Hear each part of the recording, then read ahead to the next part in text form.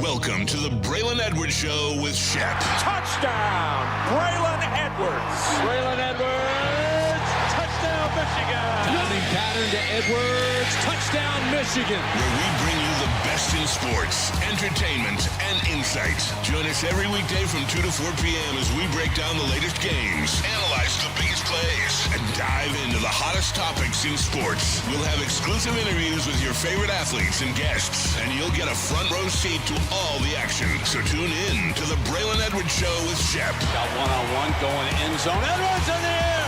Oh, what a catch by Braylon Edwards. His second touchdown of the game. On the Woodward Sports Network, where sports comes to life. All right, man. That's a great win. We did exactly what we said we needed to do. Play complimentary freaking football, man. When we needed it most, every phase picked up the slack, man. That's how you win games against teams like that, man. And now you know what the barometer is like on the AFC. It's a great win. I got a couple of game balls here.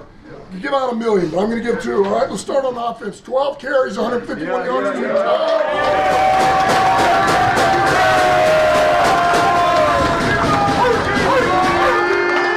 Hell of a win, man. It wouldn't be possible without y'all, man.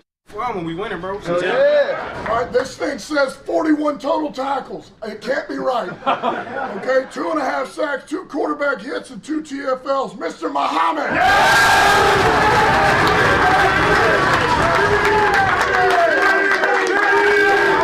You know what? I want to thank every player, every coach, everybody that's in this organization, because about a year ago, I was home. I was on the couch. So when you get an opportunity, you make sure you take advantage of it. I want to also thank the guys in my room for helping me out this week. You know, without them, I wouldn't have been able to do what I did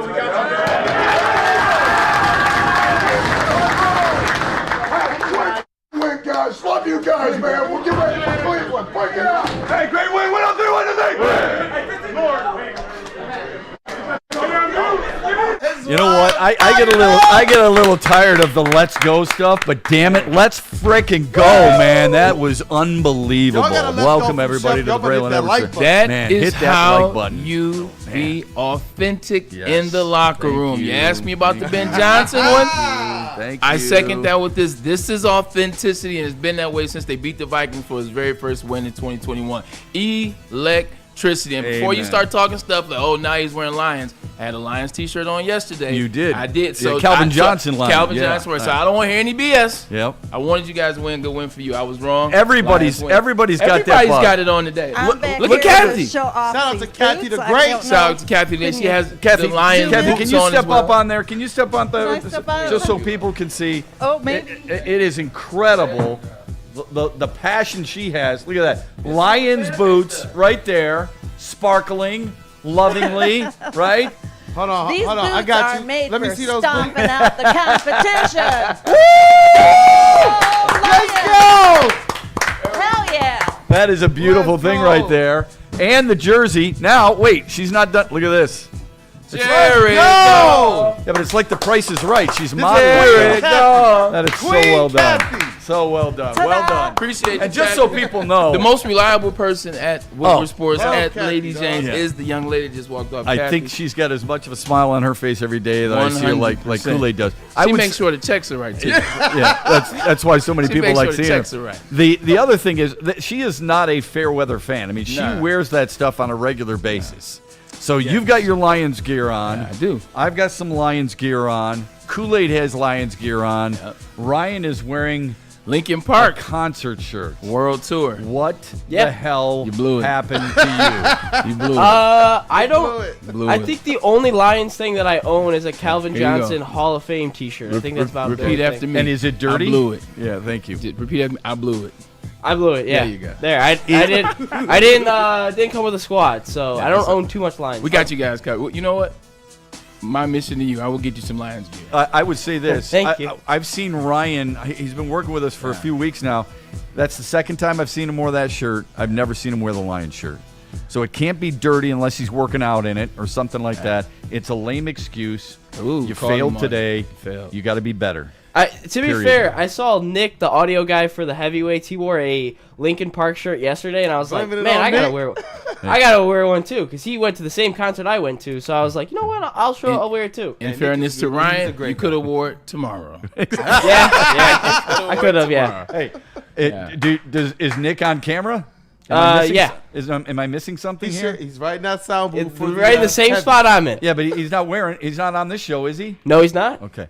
You know what I'll you be could have better. done? I'll be better. Instead of looking at Nick, you could have looked at Kool-Aid. Kool-Aid's got a Lions hat on and a Lions T-shirt. I don't think I own a Lions hat. I don't wear hats. I don't wear hats. We will get you covered. Look at that flow, man. I My man promise is you. Yeah, I don't like to wear hats. I look like a 3-year-old kid in a hat. I think too. you should wear a hat. No. Shep, I think all four of us yesterday we picked the Ravens, and we all did. It's so crazy though to me. It was on purpose. We did everything. It's Kool-Aid style. No, we took L's. Like we took L's. Yeah. We said the Lions would lose. Sure we I took took an an L. L. In fact, it was a major L because they got their ass whooped. But check this out. We did everything in terms of saying what the Lions could do, what the Lions would do, where there were weaknesses, and it happened. We did everything but pick the Lions. Well, you did. We said what they have to do. Right. I didn't say that's what they will do. Sure. I said in order for them to win, I think they need a turnover. I said, and basically, when you stop a team on 4th and goal from the 2, and they did it 3 times, that was really impressive. Yeah. Okay, that to me is a turnover. And then, of course, they got the fumble, so they had 2 turnovers as far as I was concerned. I said they need to use the middle of the field. They did Sam that, Laporta was but I didn't huge say there. they were going to. So I'm not going to pat myself on the back for that in that regard. I was pleasantly surprised with how effective they were in the run game. So Dan Campbell just gave out those game balls, and it's not like either one of those guys didn't deserve it because they sure as hell did. But I would have given out 5 more and probably 7.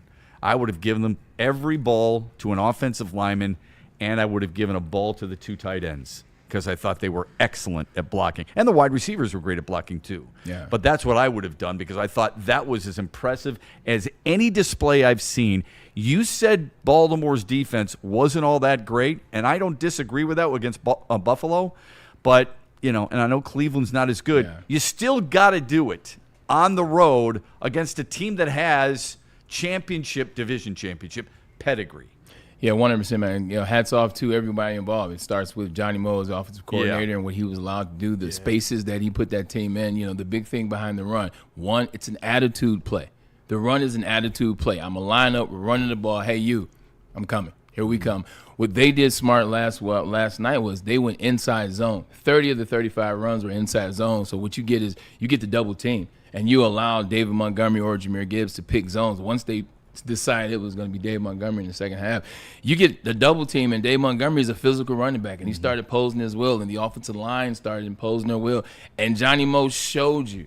And he shows you, no, they brought me back for a reason. There was a reason why Jared Goff signed off on me coming back and becoming the OC. They've had these plays, much like I know you got a long list of plays that you want to go over, but they've had these plays in the playbook for the last couple of years, like the trick play for a touchdown. It's been in there 2-3 years. Johnny Moe was here when it was originally put in, and now he brought it back. So physicality up front, that's how it started. They controlled the line of scrimmage, and they took advantage of the middle of the field. Under the hood stuff, Braylon and I talk quite a bit, especially when it comes to football, and he was telling me when it comes to those trick plays, and we'll call them trick plays, Braylon's like, just keep in mind, what they do outside of those flashy plays is what sets up those flashy plays. They are not, here's Amon-Ra St. Brown flipping it to Jahmyr Gibbs. They are not, let me throw it to David Montgomery. He throws it back to Goff, and he goes downfield. That's not their identity, Shep. Their identity is all the other plays that they do so very well to set up once in a while those types of plays. Yeah, you see teams like Baltimore. Last night, Baltimore tried a couple trick plays. It's just not who they are. When you get side the 10-yard line, like I would think you give the ball to number 22, or you find ways to get Lamar Jackson on the outside. But here comes a trick play. Why is Derrick Henry throwing a touchdown pass? You know what I'm saying? In man coverage, man-to-man coverage, it behooves me. But the Lions are that. When you watch the Lions over the last 5 years, like what do they do in the red zone? They can run the ball, as you've seen with Dave Montgomery, you've seen with Jamal Williams, as you've seen with Jahmyr Gibbs. They run the ball in the red zone. They also pass the ball efficiently well. You saw that 2 years ago with Sam Laporta. You see that the last 3 years with Amon-Ra St. Brown. He catches a lot of touchdowns in that 12-yard to 10-yard range. They do that well. So when you do trick plays, they're not really trick plays for the Detroit Lions. These are just also plays that they happen to run in the red zone, and they run at an efficient clip. They didn't get a chance to get to it in game 1, but in game 2 and in game 3, you're seeing that this is very much still who the Lions are, a high-powered offense that gave the Ravens all they wanted. Show of hands, and be honest. 4th and 2, not quite at midfield. 4th quarter, you're up 7. Baltimore has all 3 timeouts, not much time remaining. Dan Campbell goes for it. Everybody agree? Nope. It's him. I did not. I did not. I did not agree with it. I'll speak first. I did not agree with it from this standpoint. Hear me out, because I'm about to give some love too. So before you, oh my God, relax. I didn't agree from the standpoint how well your defense played last night. That defense played phenomenal. We'll get into that side of the ball because we're gonna take our time giving them kudos. But your defense played excellent. You played lights out. To pin them down there, you're not pinning down Lamar Jackson. You're pinning down the team you've been beating the hell out of all night. The quarterback you've been beating the hell out of, at least in the run game, all night. The team knowing that they're going to have to pass. 100% knowing that they're going to have to pass. So I wouldn't have had a problem punting it and allowing my defense to get the win. But what I do like about it, now here's the good side. Dan Campbell is who he is. Dan Campbell is who he is. We said there's only been 2 times where Dan Campbell second-guessing himself. He's getting back to that bag where he is himself. Him going for it, not only was it who he is, what he's been since he's been here, it's also an ode to 2 years ago. It was personal. Like, that game was personal. As much as we make it, no, it's just the next game. It's on the schedule. They want to beat the Ravens and then move on to the Browns. No, he remembers 38-6 2 years ago. Sure he does. And I like he should, it. and I think his team did too, and I love that. Just like they Do we love it? Do I love it because he got it? Absolutely we do. but you love it because he got it, and I get why people say that's who he is. Yeah. Let's not get twisted. He doesn't go for it every time on 4th down and 2, okay? He goes when he feels. He goes when he feels. It's a feel thing, all right? I didn't agree with it, but I love the explanation. I thought Troy Aikman was fantastic last night. Yeah. I thought he was good last night, He was excellent. And when he says, look, the reason Amon-Ra St. Brown can get away with that release off the line of scrimmage is because every person in a Baltimore uniform knows he's a blocker. So when he starts to block and they engage and then he releases, there's not as, they're still thinking, hey, this is a guy who is willing to block, and then boom, there he goes. And then the same thing on the pitch. The reason they handed the ball off to Amon-Ra St. Brown, pineapple-like side up, right, was so he had it and could flip it easier. I thought it was brilliant. It was a really, I don't know if his producer told him. I doubt it. I think he just picked it out. But I thought he was excellent. I didn't agree with it because of what you said. Somebody said to me earlier today, isn't it also, couldn't you look at it like it's confidence in your defense if you don't get it there? And my immediate reaction was, I suppose, but you're giving Lamar Jackson roughly 48 yards to reach pay dirt. That scared the hell out of me. Same. Now, we all loved it because he got it, and it was an unbelievable throw. I saw 3 throws last night, one from Lamar Jackson to Mark Andrews, who was covered by Alex Anzalone, and it was really good coverage. Really good coverage. But it was a perfect throw and a great catch. And then 2 throws by Jared Goff, one on a touchdown and the other on that 4th down completion. Yeah, 100%. I want to get back to Jared Goff. I want to say something about that 4th and 2 and Amon-Ra St. Brown. The 4th and 2, that is also because of how well David Montgomery and that offensive line played. Like, that plays into it too. How well they play, how well they ran that ball. Everyone in that stadium knew they were going to run the ball because they've been running the ball all damn night. And they've been having success all night, doing it all night long like Lionel Richie. So, 100%. So, dancing on the there ceiling. you go right there. So, I think that helped to it too. Them being able to have that success like that. But Amon-Ra St. Brown is a football player. Oh, man. I got to go back to the full name. I was trying to do the St. Brown thing. It's just not who I am. Blame University of Michigan. Amon-Ra St. Brown is the best football player that plays wide receiver in the NFL. Hear me out when I say that. He's not the best wide receiver. I still would contend that belongs to somebody in Cincinnati and maybe arguable in Minnesota. But he is the best football player that plays the wide receiver position. The reason why they do these pineapple handoffs or these throws to Jared Goff or these handoffs to Amon-Ra or these direct snaps to Amon-Ra or throwing him the ball in the clutch whenever you are in trouble, he's a damn good football player. He understands the game. He understands the blocking assignments. He understands the concepts. He knows where to be. Like, he knows what to do. And also, he's going to give you that extra effort like a Dave Montgomery. He's a football player. Dude, he also welcomes it. Like, he wants all the – he blocks. I love – He blocks, wants all the man. smoke. He does it all. He can run by you now. He's gotten faster. Just an elite Like, he's backyard elite player. football player. Guys. Like, a lot of times we But talk they have a lot of those guys. True. That's what I love about this team. Yeah. Like, Brock – no one's going, all right, my fantasy league, I'm in the third got round, blew I'm up. taking Yeah. Brock Wright. He got blew up once. Yeah. But you know what? He blew them up a couple of times. These guys all are willing. The unselfishness on the part of this team at just about every single position is so heartwarming for me. When you talk about the top 5 receivers in the league, when you talk about the 5, what are you talking about? Like, when you think receiver, what are you talking? You're talking stats. It's Jamar Chase. He's a triple crown. That's right. Justin Jefferson, or he's done this. He's the first wide receiver and do this in 5 years. I mean, legitimately in 6 years, Justin's already at 10,000. When you talk about A.J. Brown, the big moments and clutch in the Super Bowl, and he came. He's a pretty good blocker now. He is, but he also sits on the bench and read a book. He also brings a lot of distraction to the team. He also disappears at times. Like, he also taps out of games. Yeah. Like, you don't say that about 14. 14, you say everything, including great route runner, great hands, makes the big play. Great teammate. Great teammate. Everything attached to Amon-Ra St. Brown is great. Yeah. In his first 5 years. It's so Like, true. that's It's so true. legit. I do wonder if it changes the national narrative. We all think highly of him. Yeah. Woodward Sports put something out on Twitter last night that I took exception to. They put the best Detroit skill players against Baltimore's, and for Detroit they had Amon-Ra St. Brown, Calvin Johnson, Barry Sanders, Matthew Stafford, and they put in Golden Tate. And I was like, Herman Moore, thank you very much. Yeah. And then they have Baltimore, so I'm thinking, holy cow, Detroit's all the time. That's not how you play it.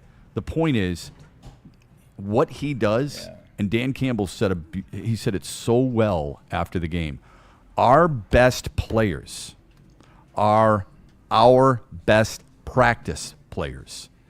That is called the ultimate leadership, I believe. When you've got Amon-Ra St. Brown out there busting his ass on a regular basis, there is no possible way that Isaac Tesla can sit there and go, not today.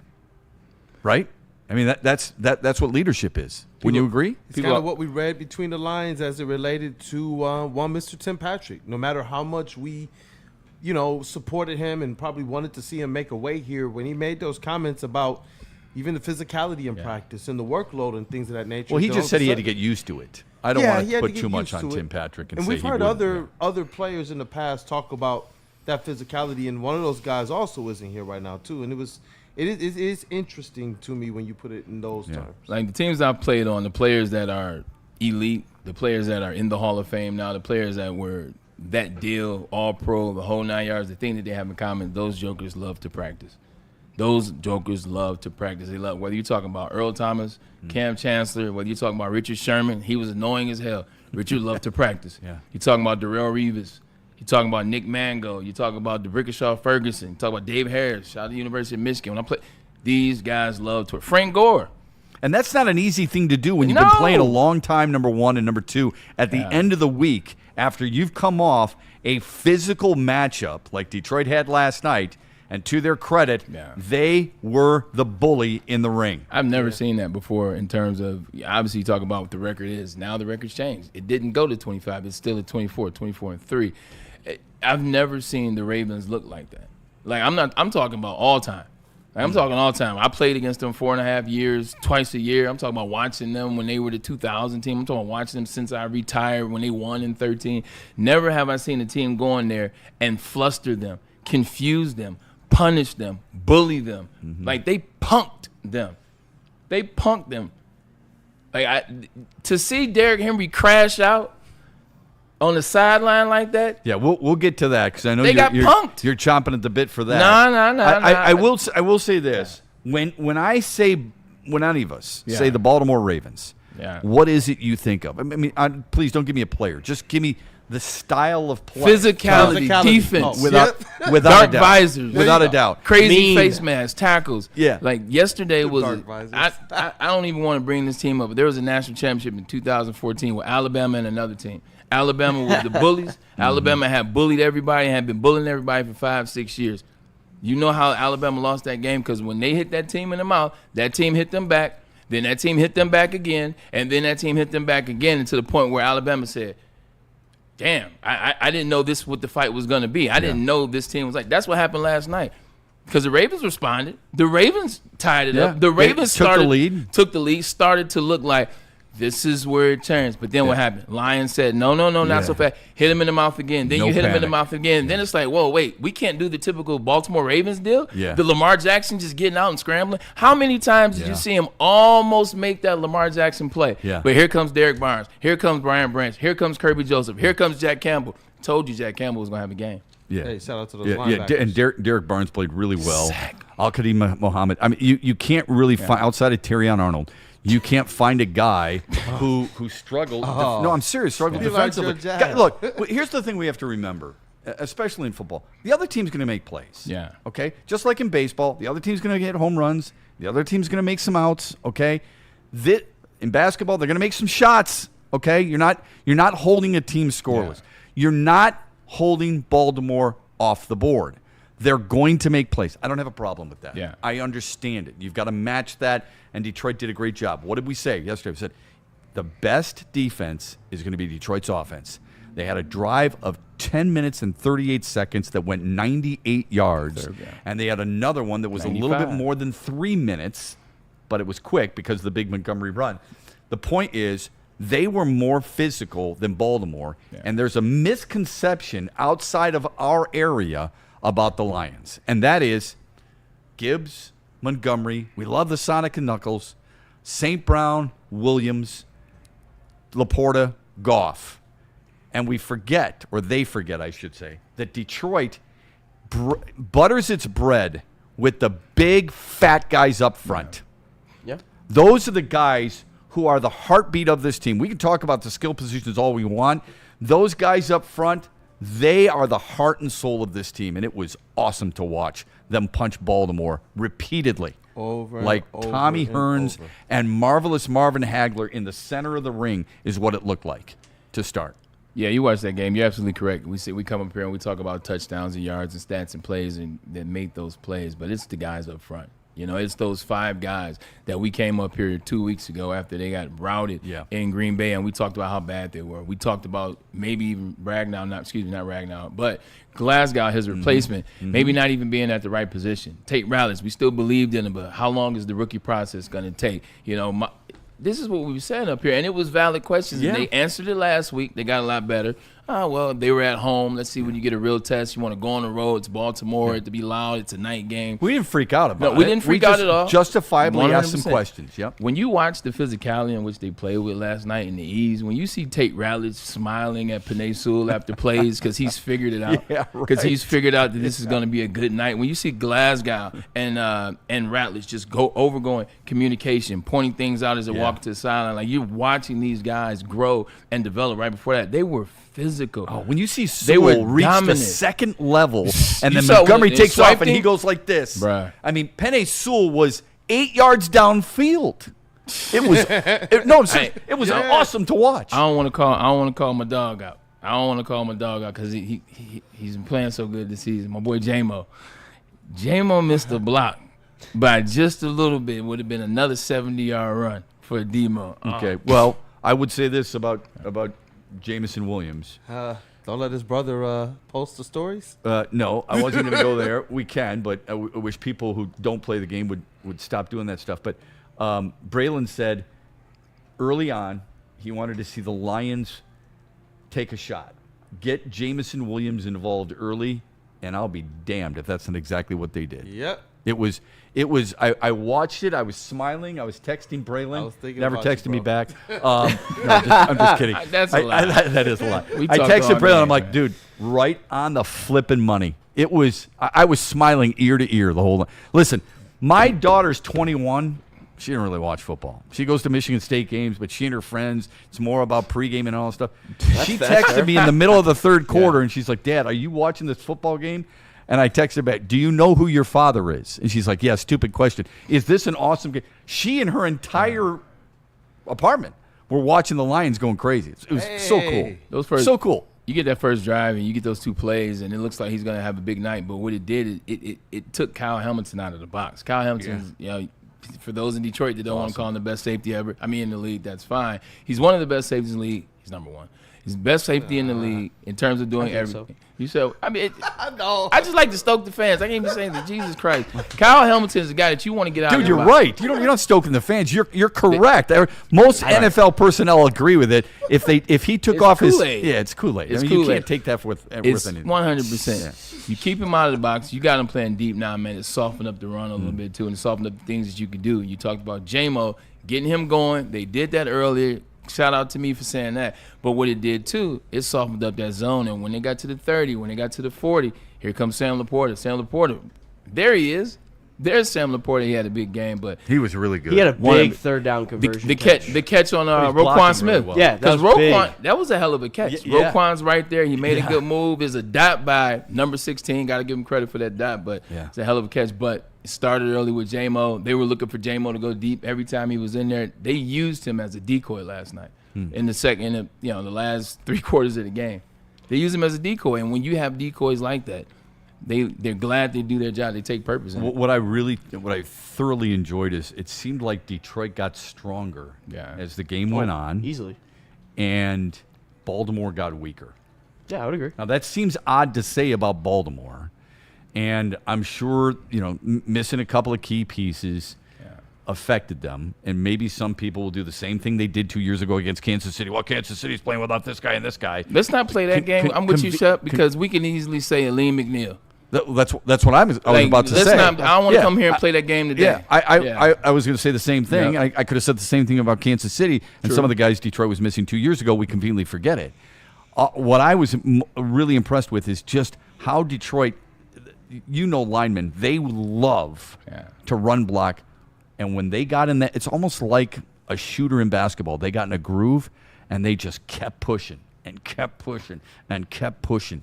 And it was awesome because it looked like they were never getting tired. Yeah, when you have that groove of going against a guy and you feel like you're winning consistently, it's all about wins. Like, Shep, each play is a win. And for offensive linemen, each play they're going to have to engage in the defensive lineman.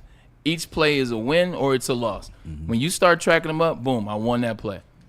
I felt Ragnar. I keep saying Ragnar. I felt Glasgow win on that play. I know Panea's winning. Here's another win. I'm getting stronger. And if you keep taking losses, if you keep getting pushed back, now you don't have that same intensity. Now you're not going with that same confidence. All right, now I'm getting tired, and that's what's happened. They won play after play after play after play after play in a row. You win 9 plays in a row, it's over. Like, your defeatist attitude is what set in for that defense, and they, as try as they may, they just weren't on the same page. The same speed that the Lions were playing with last night. And then, of course, giving Goff all kinds of time. He'll beat you every time. He'll beat you every time. But is he the number 1 quarterback in the league if you give him time? Out of curiosity. Well, the numbers would say. It's a really good question. Are we giving everybody time? I would probably say no. Okay. But I'm glad he's wearing Honolulu blue and silver. I'm glad we give him time. All right. Yeah, and I just wanted to say, going back to something that Braylon talked about, that you guys disagree with the 4th down call. And to me, too, I'm more of a traditionalist, but I've grown accustomed to what Dan Campbell does. And to me, it just seemed more as if he just had them so figured out. It was almost as if we're keeping our foot on the pedal to the metal the entire way, from the start to the finish. And that, to me, is more of what it symbolized. And obviously, when it works, we're all for it. Yeah. And last night was one of those ones against the Ravens where I'm glad it all worked out for the good. I would just say this because although that I was with Shep, I agree that I wouldn't have done it. Like, this is saying what I wouldn't do. I wouldn't have gone for it, the 4th and 2. I would have kicked the punt. I would have let the defense play. That's what I would have done. Defense is playing. I don't mind what Dan Campbell did. I'm not mad at it. Even if they didn't get it, I wouldn't have been mad. You know why? Because he did it with such comfort level. There was the same feeling on every 4th down, on every decision. Everything all night was like, nah, we're good. This is what we're going to do. Nah, we're good. Everybody settle in. No, Jared, you got it. You figure it. Like, that's what even on that play, the feeling was, no, this is cool. I wouldn't have done it. Yeah. But it didn't feel I feel you. If that makes sense. I If I'm the coach, I'm not doing it. However, I don't mind that Dan Campbell did it. It felt natural. We were sitting here at the watch party. Shout out to Woodward Sports and the watch party crew, and we were all like, "Yo, you guys know he's going for this." Like we all knew it was going to be even a pass. That's how kind of brazen or ballsy or whatever you want to call it. I believed, and that we know Dan Campbell to be. And I appreciate your comments on that, man. What if he the kicks appreciation of it. What if they punt and Lamar Jackson goes on and scores and they tie it up? What's the conversation about? He should have went for it. That's what they do. Like, you damned if you do, you damned if you don't. That's right. At least yesterday, it felt authentically like itself. It wasn't like he was like, well, you know what? Let's go for it. He was like, no, we're going to go for it. He wasn't half-hearted about it. As long as people accept that they're not always going to get there. Like, he didn't go for it on 4th and 5 earlier. Nah. Okay? So when people go, well, that's who Dan Campbell is. What do you mean? It's not like he goes for it every single time. So there are certain moments, and you have a feeling, like Kool-Aid said earlier, there's a feeling. I just find it's sort of like the national shows this morning. Like it threw up in my mouth. I didn't even tune in today. Threw up in my mouth. I hear. Get him. Did it have me? Just understand, this is Dan Campbell's team. Everybody questioned, where was Ben Johnson? Hey, shut the hell up.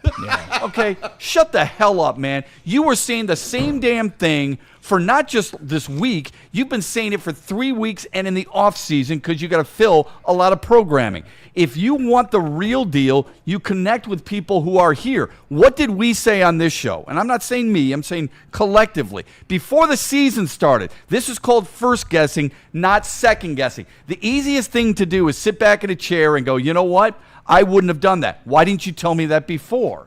Well, what we said about Dan Campbell is that it's his offense. You said that. 100%. What we said is John Morton will pick up right where Ben Johnson left off. What Jared Goff said was this team offensively is better than it's ever been. And what we said is we worry about Frank Ragnow being lost and Kevin Zeitler being lost more so than the two coordinators. Now we've got national guys going, we just got to accept this is who Dan Campbell is. It's Dan Campbell's team. We should – no kidding, man. We've been saying that forever. Wake up, dude. Talk to him, Shep. Holy mother of God. It was dry. I was so pissed this morning, and I shouldn't be. I should be happy. But I was so pissed this morning that I'm hearing all these national people say this, gee, you just figured it out? In the words of Bob Seger in Live Bullet in Detroit, shit, I known that for 10 years.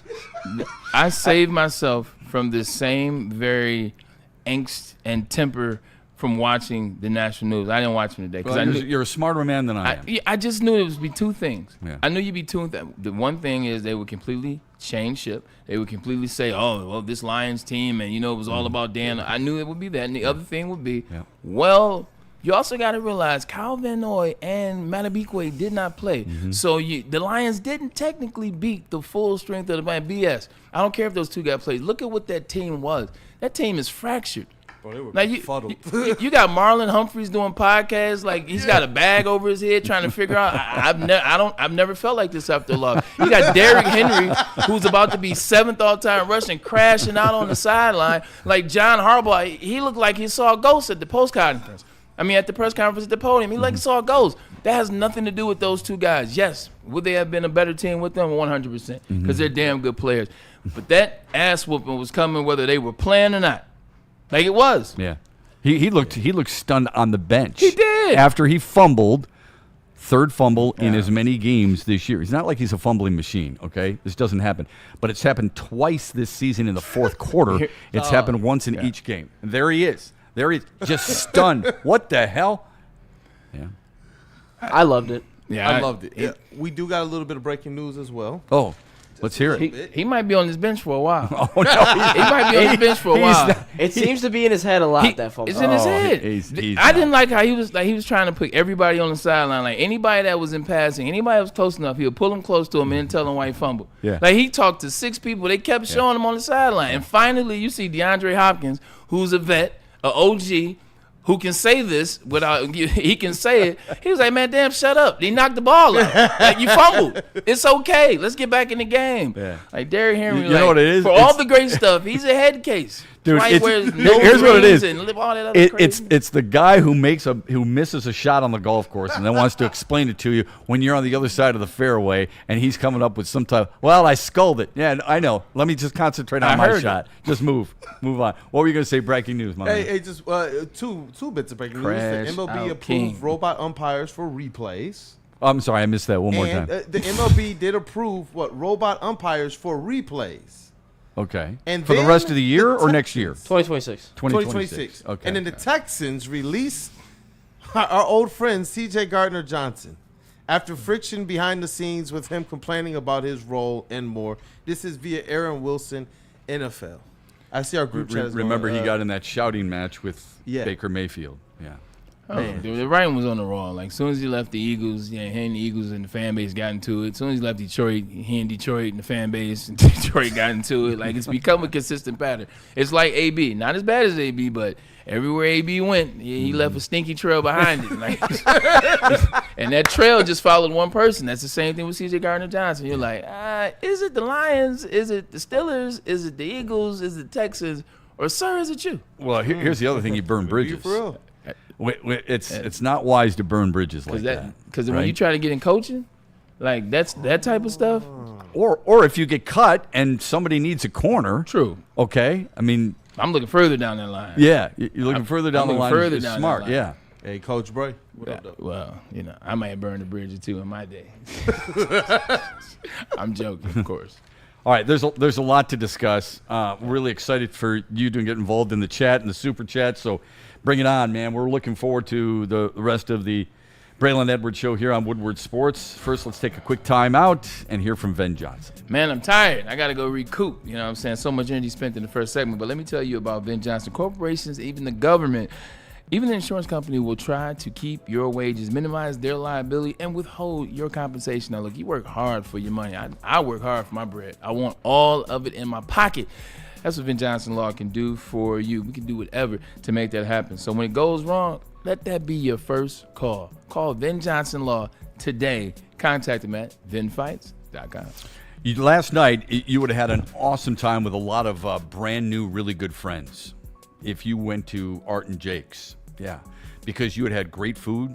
You would have had 22 different beers on tap. You would have had 80 TVs to watch, no matter what angle. I don't care who you're talking. You could talk to Ryan here and talking to Kool-Aid over here. Either way, you're going to be able to see the Lions game from last night. You can do the same thing tonight and watch the Tigers. Last night was rib night, as it is every single Monday night. Rib. Fajitas and margaritas are on Wednesday. They've got all kinds of specials all the time. Download the Art and Jake's app, join AJ's fan club, and make every game day a winning day. Walk into any Lady Jane's Haircuts for Men today. Open 7 days a week. Sit back, relax, and enjoy precision haircut, scalp massage, hot leather neck shave, and hot towel treatment from one of our talented stylists. Step up your game this season and take advantage of our $20 haircut special. Scan the QR code and get your coupon today. Lady Jane's Haircuts for Men, the ultimate haircut experience. Open 7 days a week. Walk-ins always welcome. Lady Jane's Haircuts for Men, it's wicked awesome.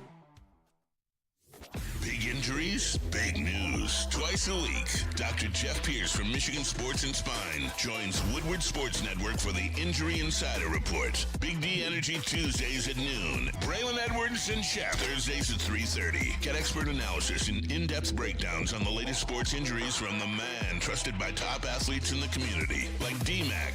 Whether it's the Lions, Pistons, Tigers, or Red Wings, Dr. Pierce talks us through it all. Don't miss the Injury Insider Report with Dr. Jeff Pierce, your go-to source for understanding the impact of injuries on the games and players we love. Only on Woodward Sports Network. Scan the QR code on the screen or go to MichiganSportsandSpine.com to see if Dr. Jeff Pierce can help you. Why do we fight? We fight to protect the innocent, to hold the powerful accountable, to bring the oppressors to justice. Why do we fight? We fight to secure and preserve our civil liberties, to get each and every one of our clients the justice they deserve. and to make the lives of real people just like you whole again. ThenFights.com. Well, your fitness is essential, and now we're trying to help people get started on their journey. We want to welcome you on your fitness journey, and we're going to bring you to a gym where we're doing it with no judgment. Once you come in, we got trainers on staff, and also we got an extra clean, in fact, squeaky clean locker room for you guys to get ready in. And once you get into the gym, there's no judging, there's no critics, everybody enjoying that pace, which is your pace. With over 50 metropolitan Detroit locations, let Planet Fitness, let them help you get your fitness journey started today. Sundays in Detroit just got a lot cooler because the Lions are now 2-1. It was cool before, but it's even cooler now. It got a lot smoother, too, with Sun Cruiser, Vodka Iced Tea, and Woodward Sports. You want something on game day that's not going to fill you up. You want to be able to have good conversations with people. You want to be able to run around and not lose your breath like when you're full. Well, that's not the case with Sun Cruiser Vodka Iced Tea. It only has 100 calories, and yet it still brings the punch of 4.5% alcohol. So this season, let the good times cruise and do it with Sun Cruiser and Woodward Sports, and drink responsibly when you're headed down to the Lions game, Tigers game, or wherever it is you may be headed with Sun Cruiser Vodka Iced Tea.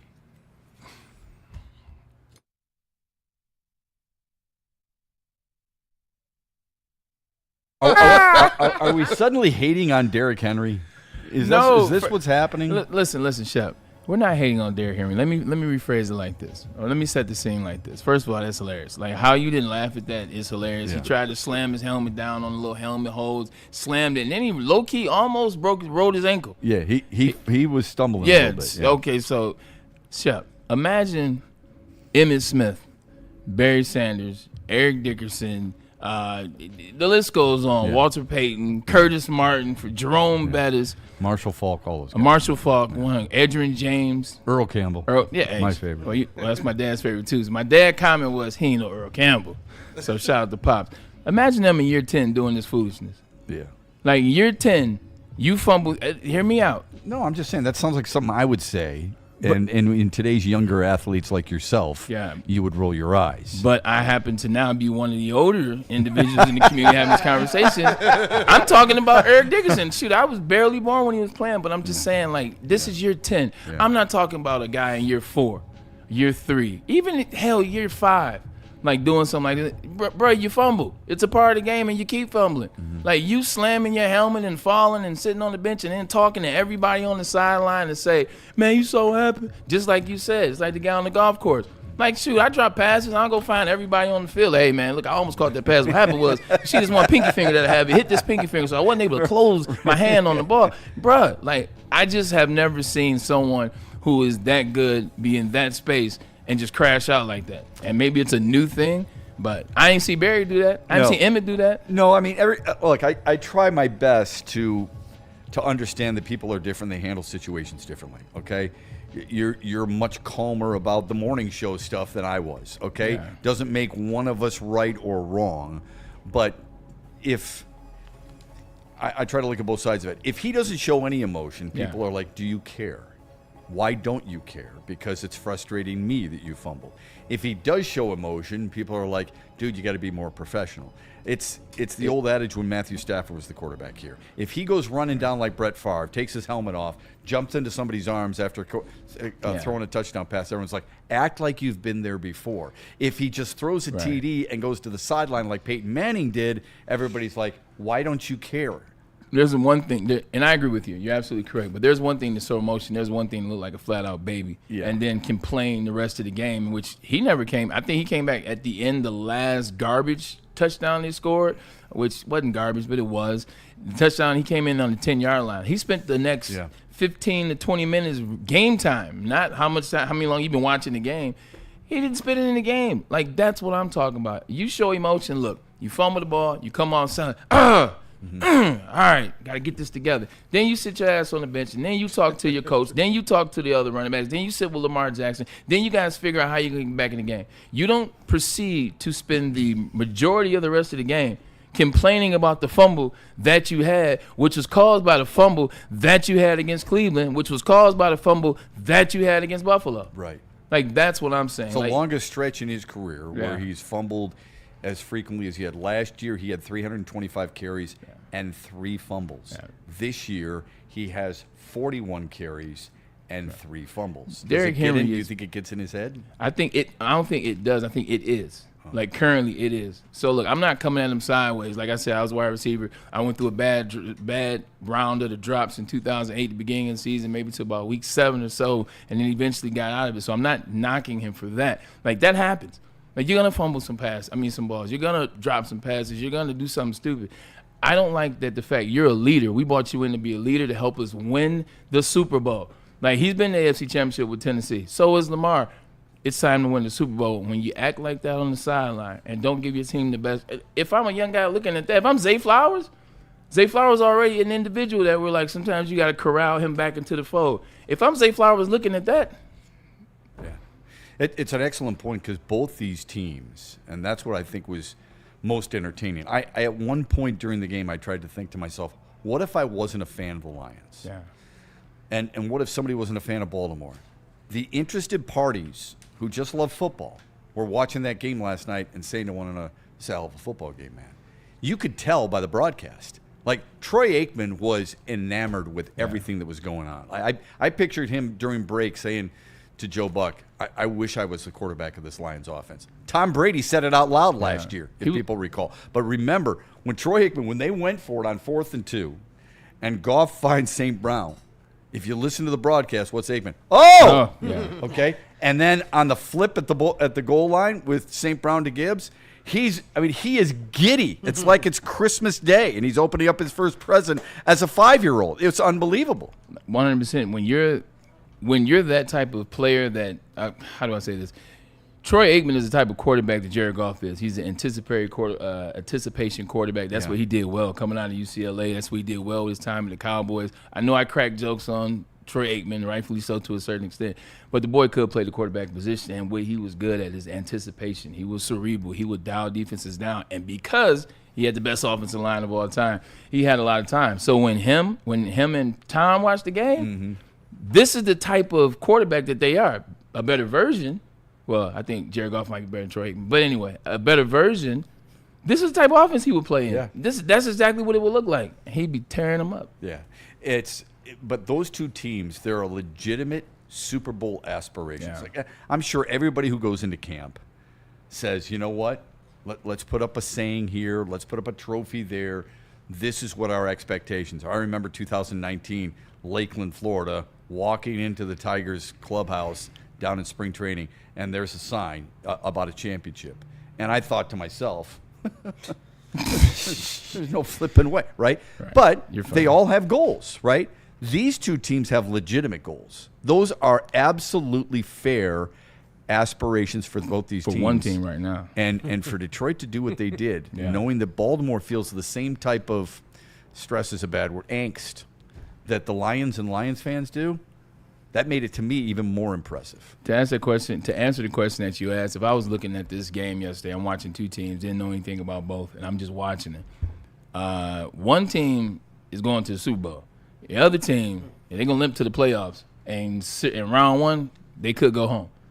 Well, you're going to make that judgment after 3 weeks? Yeah, I'm just saying what I saw. If I saw a team, I was like, oh, well, this is what it looks like. Oh, based on last night? Yeah, based on last night. I'm sorry. Yeah, based on last night. Yeah. I was going to say, I thought maybe. No. Because I think their division, with all due respect to Cincy, Cleveland, and Pittsburgh, their division is more winnable than the Lions. But if 100%. Lions division, if you notice, a lot of the articles today on the national websites are all about the Lions are still the king of the NFC North. And after 1 week, what were those headlines? Yeah, it's over. Packers. The run is over. It's Green Bay. The run is over. Thanks for playing. Green Bay might be the best team in the NFC. They didn't say the North. They said in the entire conference. And now this. And some were questioning the Lions going back into the offseason. Are they amongst the NFC's elite, or have they been passed up? And instantly after last night's win, and Braylon said this too. Yeah. He said that win is going to be a different one. If you beat the Ravens, it's a win over one of those elite of the elites, over multiple top players in this league. And you look at it, that win last night, and you have everybody searching for words. Yeah, players that are on that field, media, and some Detroit fans. Don't worry, I'm gonna call you out, but you know what I'm saying. You don't have to admit it because you know I know this wasn't you. Before that game last night, everybody in this they had hopes that the Lions were gonna win the Super Bowl.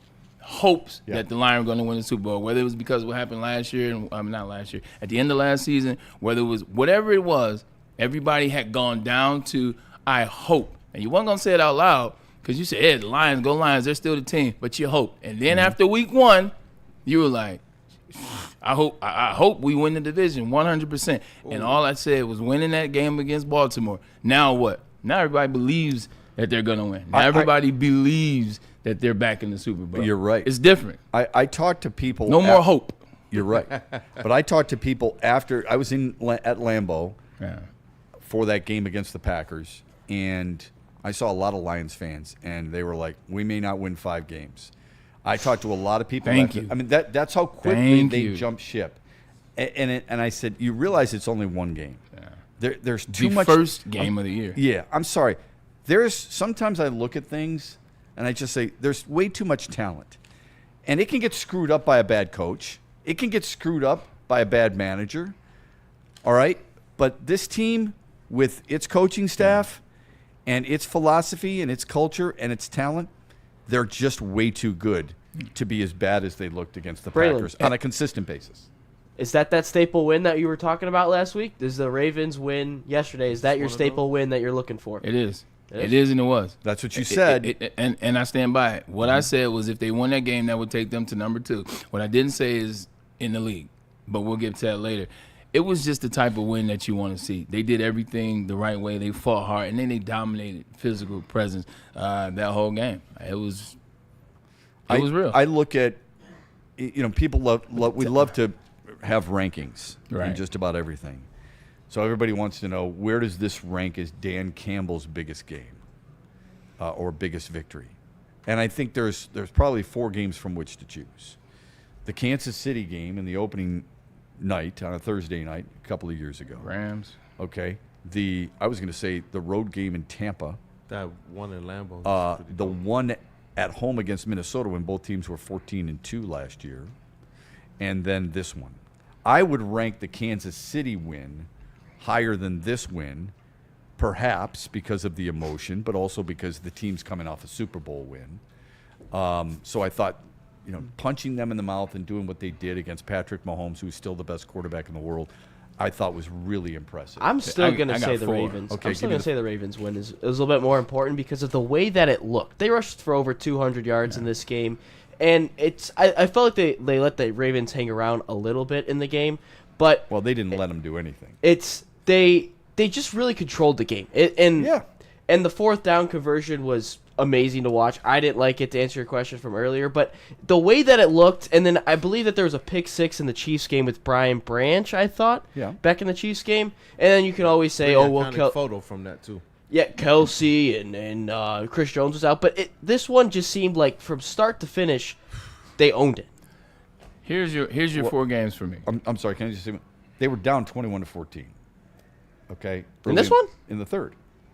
Yeah. Oh, that's right. So that's right. I don't know if I'm going to go quite that far. Bad part on my part. Yeah, go ahead. Go ahead. That's 2. So now you failed on the shirt. You failed on the comment. Yeah. You're struggling over there today. Yeah. But we still love you. We still love you. We're just messing with you. Man, see, now you made me forget what I was going to say. Trying to laugh. You had the biggest wins, your top 4. KC, Rams, Baltimore, and Green Bay. KC. One more time, yeah. Green Bay, when the season was over, like what that did to this team, when they fought hard, they knew it was over, they still played that way, and they got that win in Green Bay. I'm talking about from a field. I'm a fields guy. Like, that win felt like something for this franchise. Well, you're talking about at the end of 2024. The end of 23. End of 22. Or start of 2023. End of 2022. The end of 22. Yeah, the one when Sheila and Brad and them were like walking all over the field. 100% because the Seattle, the whole Rams deal that come up. I get it. Give me that like Green Bay. like a tone setter. It wasn't for a playoff. It wasn't. Yeah, I Dan got you. saying we don't want them to go. Give me KC. Okay. Give me this Ravens game. Okay. And then give me the Rams playoff game. Yeah, I guess I was referring to regular season games. Oh, okay. Yeah.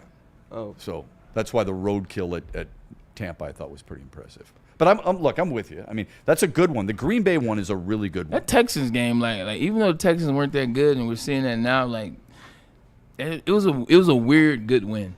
Well, they won the division. You said what? Texans won their division. Yeah. Do you just point out how divisions can be good or bad? It's a bad division. Yeah. No. Yeah. I love the Green Bay poll. Yeah. I didn't think of that one. Good job. And locker room, because the locker room, you know what it was is at the end in the locker room, he has these good moments. Dan Campbell, the team, you just knew that it was real. Like if you didn't believe it was real in 22 in that locker room when they beat Green Bay, you're an idiot. Yeah. Like you're an idiot. Like it felt authentic, and we're still riding kind of that same wave since. So that's why I like that win. Yeah, that's a good one. That was you're right. It was January 8th of 2023. Good call, Ryan. But it was the 22 season. Right. 22, yeah.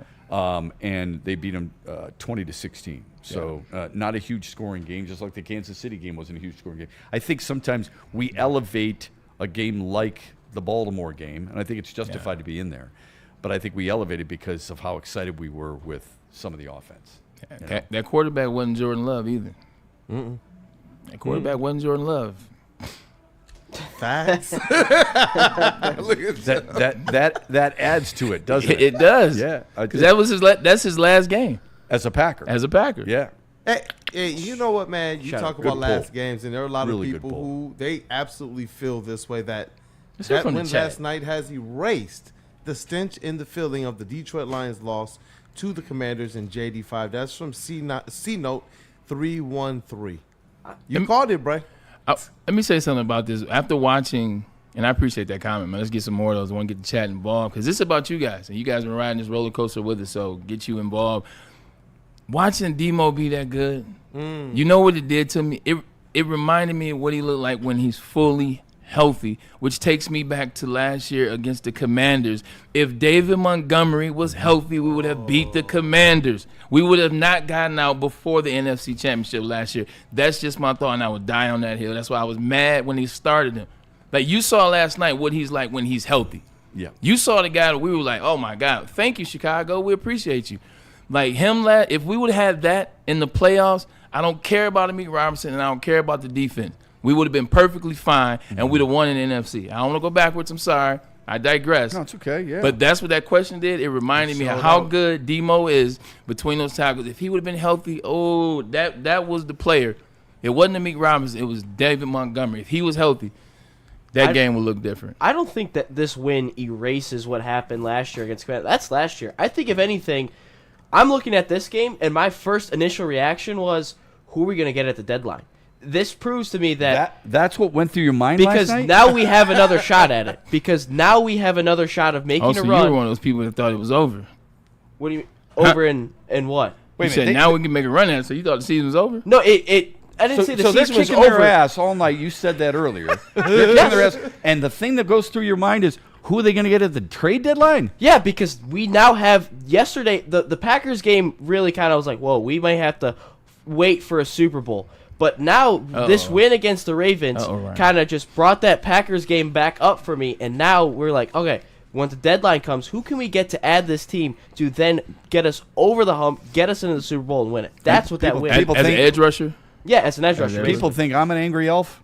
People think that I get too emotional. Yeah. After game one of the Packers, he says our time is shot. No, I didn't say the time was shot. After game 3 against Baltimore, one of the most impressive wins in Dan Campbell's tenure under his top 4. Right. In fact, the most impressive. Right. And he's not thinking about, man, we got a solution with Tate Ratledge. We've got a solution with Christian Mahogany. On the other We've side, got DJ though, Reed doing pretty good stuff. And Mohammed was unbelievable. He's thinking, who are we going to get at the trade deadline? Okay, hold on. Let me defend him in this one. Let me defend him a little bit on this one. You and I both have said they needed to add more rush-ins. Even if El Qadim Muhammad, I told y'all I saw him at the restaurant. 100%. I'm not discrediting what happened on the field. I'm on your team, is what I'm saying. We said we still needed more rush-ins. We wanted to add somebody. I said they needed depth, right? And don't give me wheat. This is what he's saying. I'm not discrediting what this win does. I'm saying that this win has just been like, all right, we got another crack at it this year of getting back to the Super Bowl. I didn't say the season was done after the Packers game, but it kind of brought me down a level like, whoa, maybe my expectations should be a little bit lower. Did you, when you said we've got another shot, it took the win over Baltimore to convince you they've got another shot. You didn't think that before the season is what I'm asking. Is that correct? I thought maybe, I still think we're going to make the playoffs, but my expectation was like, I'm a little bit on the fence of if we can get back to a Super Bowl. That's what it was after that Packers loss. After the Packers loss. It's not like the season's over, we're winning 5 games like the other people were saying, but I'm like, hey, we may have a tough one with the Packers another time and in the playoffs if we see them. Like there's another sheriff in town is basically what it was. But that win is like, all right, this just kind of gets me back to we got another shot at this. And then again, I'm not saying we need to add a pass rusher today. I'm saying is who can we take from a Bengals, from the Dolphins at the trade deadline of hey, let's just add them into let's give ourselves another shot. I get it. I wasn't even considering that. All I thought about is how impressed I was with the various aspects. It was an impressive win, but I'm thinking of how can we get ourselves back to, or get ourselves to the Super Bowl? I'm on the same team as you. I agree. That was a conversation that we've been having the last couple weeks. I agree with you already. And Cartier, but I just wanted to like clear him up real quick. You said there's also another sheriff in town. When that quote came out back in the day, there was one sheriff per town. So the sheriff in this town would still be the Detroit Lions. They would be a deputy trying to demote the sheriff. So, but I agree. We wanted to add depth. I think this is a situation where, Yeah, I was just gonna say Cartier in the chat, and we do got a couple super chats I want to get to as well. He gives you support. He says deadline should always be a convo. I agree with the kid. For whatever reason, you've been referred to as the kid. Also, he's all right with that. He's all right with that. I'm 22, so. But we do got some super chats here, man. People that win Super Bowls, they do make moves at the trade deadline. Like the last 5 teams that have won the Super Bowl have made moves. Some of them major moves. So it's not like Detroit didn't make a move last year. I just wasn't thinking about it in week 3. That's all. I'm not saying he's wrong. I wasn't thinking about it in week 3. He just got excited. And he immediately said Cincinnati and Miami, and my thought is, okay, so you think they're going to trade for Trey Hendrickson or Jalen Phillips would be my guess. That's just the ones that came out top of my head immediately. Oh, okay. That's okay. just. But I thought there was. I would love it. In explaining, it's not happening for Hendrickson. Oh, you want a double shot of espresso? He's not even talking about. Oh, what do I need to serve? He's like, oh, I want it all. I'm trying to go and win. That's just came out of my head. All gas, no brakes. All gas, no brakes. Some people feel like they probably need a covered corner instead of a rush end. CJ Gardner-Johnson. Is Carlton Davis available? Is Carlton Davis available? No takers? Okay. We do got a couple super chats here. Detroit Diesel with the $2 super chat. He says, game was amazing. 35-year Lions fan here. Any worry about the D-line? Not yesterday. No. I guess I look at it this way. Aleem McNeil's going to be back within the next 3 weeks. Yeah. That's going to be huge. Should add a little bit of pressure from the middle of that lineup. It's probably going to take him a little bit of time. It's taken Aiden Hutchinson some time, so I would guess it might take some Aleem McNeil a little bit of time as well. I'm not saying this guy's an answer, but if you get Josh Paschal back, that helps a little bit. That might free up some other guys to get in there. And the way Kelvin Shepard dialed up pressure last night, they had 7 sacks. 3.5 came from defensive linemen. Mohammed had 2.5. Aiden Hutchinson had 1. Everything else was Alex Anzalone, Derek Barnes, people like that. Speaking, let me give some credit first before I throw some shade. Speaking of, I told you, gentlemen and ladies out there, that Aiden Hutchinson has to start beating some double teams. Well, he did you one better. He beat a triple team. But that is what I'm talking about from Aiden. He is a star at that position.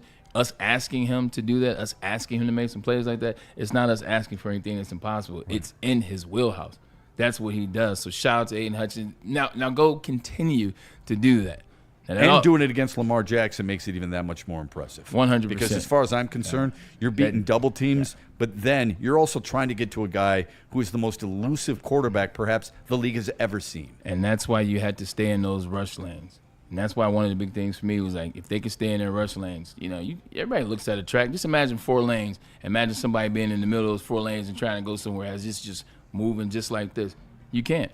But when you start getting out of your rush lanes, when you start, I'm going to go over here, you start being undisciplined, that's when Lamar slips through those cracks. Yeah. That's when you see those highlights where he shakes a guy and there's nothing over here because a guy got up his rush lane or he one move over here. It's like, where's everybody at? Guys are undisciplined. They weren't undisciplined last night. Hutch wasn't undisciplined. El Qadim Muhammad wasn't undisciplined. Pat O'Connor, when he got in, he wasn't undisciplined. That was a hell of a game plan by them. They're going to play better offensive lines in the future, but that defensive line and what they were able to do and what they were able to establish, that's going to be scary if they can get better at that. And then there is a guy that comes back late October, early November. Yeah, it's a big deal, man. And the way they were able to do that against a guy who is just so elusive, he's so tough. That's why I think Kelvin Shepard deserves a game ball. Hell yeah. I mean, that what they were. So people already know this, I hope. But Lamar Jackson has never been sacked more frequently than he was last night by that Lions defense. And Kelvin Shepard's the one who dialed it all up. It's awesome. I do have that audio of Lamar Jackson as well, talking about effectively the types of looks that he was getting. So let's play that when we come back. We got to hit a break. We haven't had one in a while. That's Braylon's fault because he makes too many good points. Hey, speaking of another good point, Kelvin Shepard's defense since the second half of the Green Bay game has been dialed in. It has since the second half of the Green Bay game. Guys are in lockstep with one another. You should be in lockstep with Les Stanford, Buick, and GMC because he's got great offers for everybody. The amount of inventory is incredible on that lot. And here's just a few of their really good deals. The 2025 Hummer EV SUT lease special, $599 a month plus tax. Check out the 2025 Lyric SUV special, $489 a month, or the Equinox, a brand new Equinox EVU lease special, just $229 a month. How do you not do that? You want to save some money? This is a perfect example of how you do it. You go to Les Stanford Buick GMC, go to their website right now, lesstanford.com. Jack's Car Wash is the place to go. In fact, my car just got washed by Jack's a little bit earlier, man. We want to get you a free car wash, too, to the best car wash in the state. Why don't you text WSN to 888-522-1729. Again, that's 888-522-1729. Unless you guys don't have a car, you should be texting those initials to that number. Free vacuums, free compressed air. They got it all. They got the works, and they will make sure your car is spit shine. That's what I was going to say. This is an old school term right there. But what you also can do is, for $29.99, why don't you get a hat to the unlimited plan? What the unlimited plan allows you to do is get a car wash every single day. Join Jack's now. Into any Lady Jane's Haircuts for Men today. Open 7 days a week. Sit back, relax, and enjoy precision haircut, scalp massage, hot leather neck shave, and hot towel treatment from one of our talented stylists. Step up your game this season and take advantage of our $20 haircut special. Scan the QR code and get your coupon today. Lady Jane's Haircuts for Men, the ultimate haircut experience. Open 7 days a week. Walk-ins always welcome. Lady Jane's Haircuts for Men. It's wicked awesome. You know how some things are so good they should be world famous, but they're not? Our house-made vinaigrette is one of those things. And the antipasto salad, we drizzle it over. Same with our hand-battered chicken tenders. Original recipe soups and pasta sauces.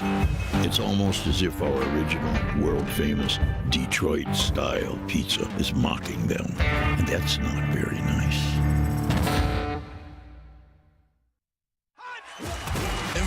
Goes on inside the game. Deep ball's got a man and got him.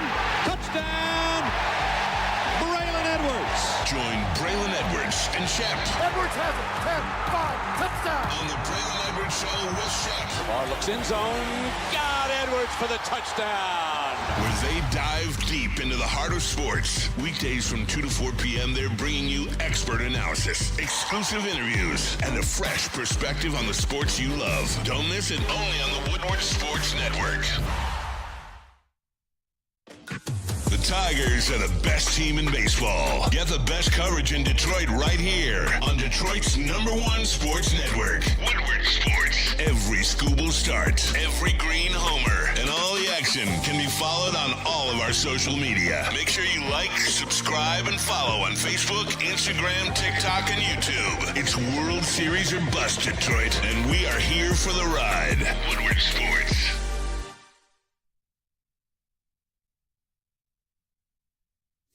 Big injury injuries? Big news. Twice a week, Dr. Jeff Pierce from Michigan Sports and Spine joins Woodward Sports Network for the Injury Insider Report. Big D Energy Tuesdays at noon. Braylon Edwards and Shaq Thursdays at 3:30. Get expert analysis and in-depth breakdowns on the latest sports injuries from the man trusted by top athletes in the community, like D-Mac. Whether it's the Lions, Pistons, Tigers, or Red Wings, Dr. Pierce talks us through it all. Don't miss the Injury Insider Report with Dr. Jeff Pierce, your go-to source for understanding the impact of injuries on the games and players we love. Only on Woodward Sports Network. Scan the QR code on the screen or go to MichiganSportsandSpine.com to see if Dr. Jeff Pierce can help you. Planet Fitness now has even more best-in-class strength equipment. Join today for $1 down and save. We're stepping it up. We're not slowing down. Finding new face. New focus. Love that new equipment smell. So, you in? Join the club today. Save when you join for just $1 down, $15 a month. Planet Fitness. We're all strong on this planet. Why do we fight? We fight to protect the innocent, to hold the powerful accountable, to bring the oppressors to justice.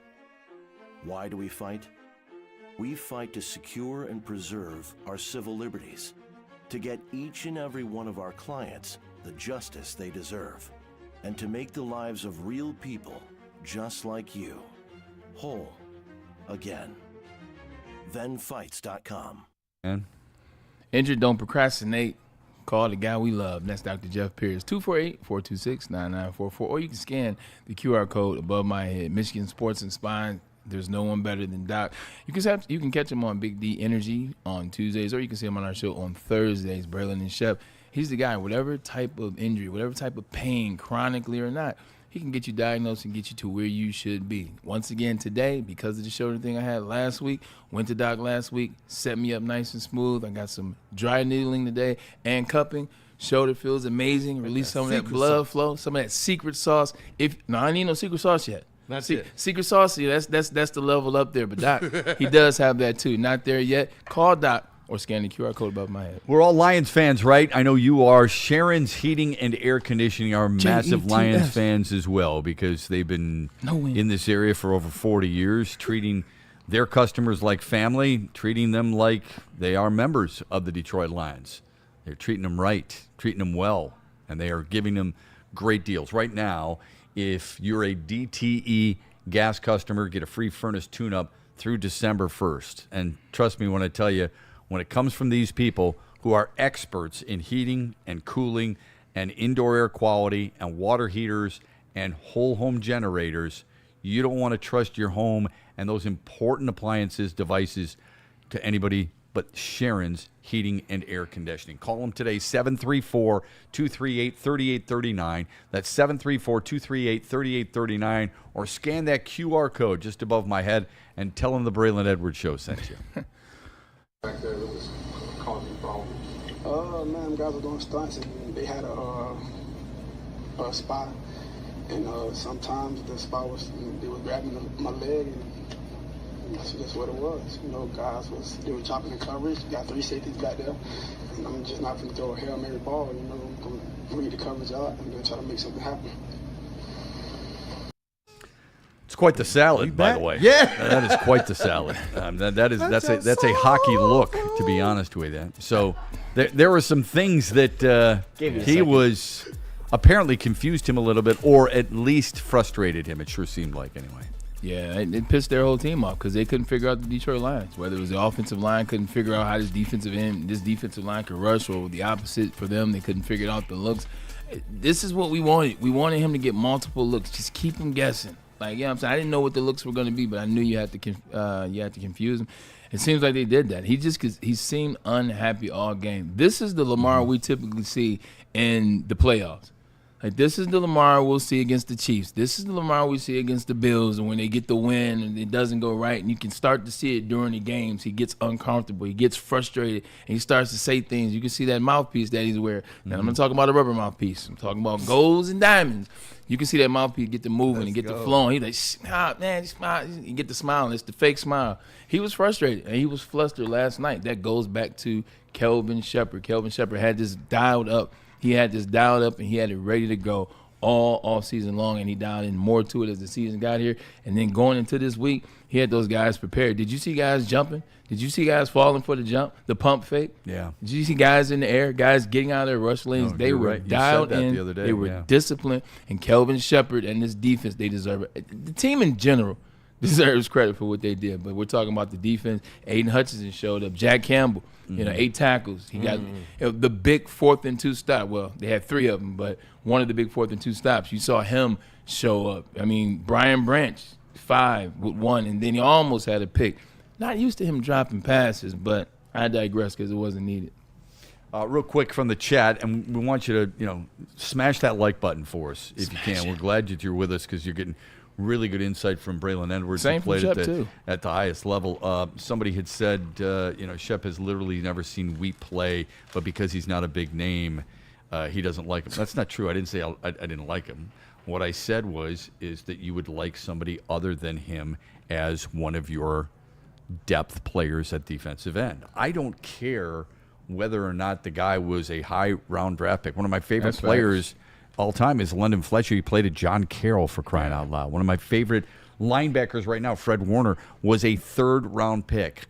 I'm not so naive to think that I know Tyrus Wheat better than the Lions front office, but if you're going to try and make people a little bit more comfortable in terms of depth is concerned, you'd like somebody other than a guy you grabbed off somebody's practice squad. That's all. Yeah, look, and I don't think that's that much to ask. Or you would like, when you're in this position, I would like somebody who played more than 4% of the snaps 2 years ago that he was involved in, and 30% of the snaps he played last year. Is that too much to ask? I don't think so. I would like somebody who's going to play more than 8 games last year. I think that's fair to ask if you're a Detroit Lions fan, knowing that you've got some cap room in which to work.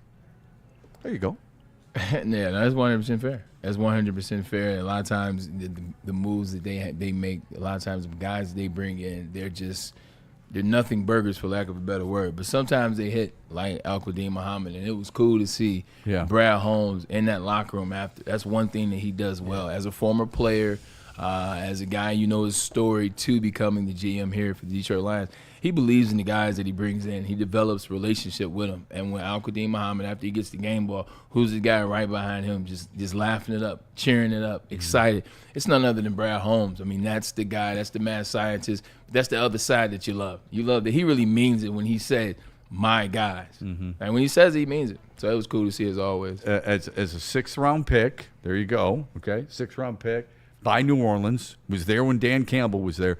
It's a pretty neat story, I think, of what he went through. And you saw, Kool-Aid played it for you earlier in the show, his appreciation for the organization, the coaches, and his room. And when he's sitting there saying, look, I want to thank the guys in my room because this would not be possible without, in other words, everybody's helping one another. And I think a lot of that comes from Aiden Hutchinson, by the way. But it's pretty cool. And speaking about this defense here, this is an interesting comment from Super Bowl Wilson, because I'm seeing the trends here in the chat. He Super says, Bowl. Spy only works if the DBs are covering. Say what I want about TA, but he came through when it really mattered. Terry and Arnold there. He wasn't getting too much love on the social webs or in the chat. Oh my God! Last night he was getting torched. He got torched in the first half. I mean, he dialed in a little bit in the second half. He made some plays. I think it was a little bit more out of reach. But, you want to see what this looks like next week. In that game, they had this the Lions had the Baltimore Ravens number by the time the second half started. And then they get into the third quarter, they had their number. So a lot of that stuff is coverage stuff, if you will. What would you do with his situation? With TA? Yeah. I mean, what can you do? Like, he's your starting number. He's your DB. Like, he's your number 2. Like, at the end of the day, he's going to have to figure it out. Like, this isn't a situation where we're going to, you got to figure it out. Like, we got to watch film. We got to dial it in. What is it going to take to be able to, what is this mental block? What's going on, if there's something going on? Like, that you're in it. I'm throwing him in the fire. I'm keep loading him up, keep lining him up, at the line of scrimmage and time to make some plays and figure it out. The only thing I ask you, the reason I ask you that is because the Tigers didn't have time to let Charlie Morton figure it out. All right? Now, he's a veteran, so it's a lot different.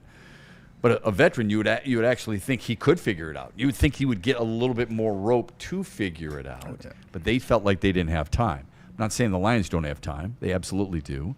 And with a young player who's only in, 19 games deep in his career and the second season, you invested as heavily as you have, you've got to get some time. I'm talking about from a playing standpoint. Should he be, and you talked about it last week, not the best man-to-man cover corner? Yeah. Would you play him in strictly zone situations? Would you put him on a different side of the field? They're going to attack it no matter what. How would you go about trying to make sure he's put in a better position for success? One, if you're playing elite wide receivers, I would match up DJ Reed 100%. I would just take that option out of the equation. And then, two, I would put a man over top. I would help him.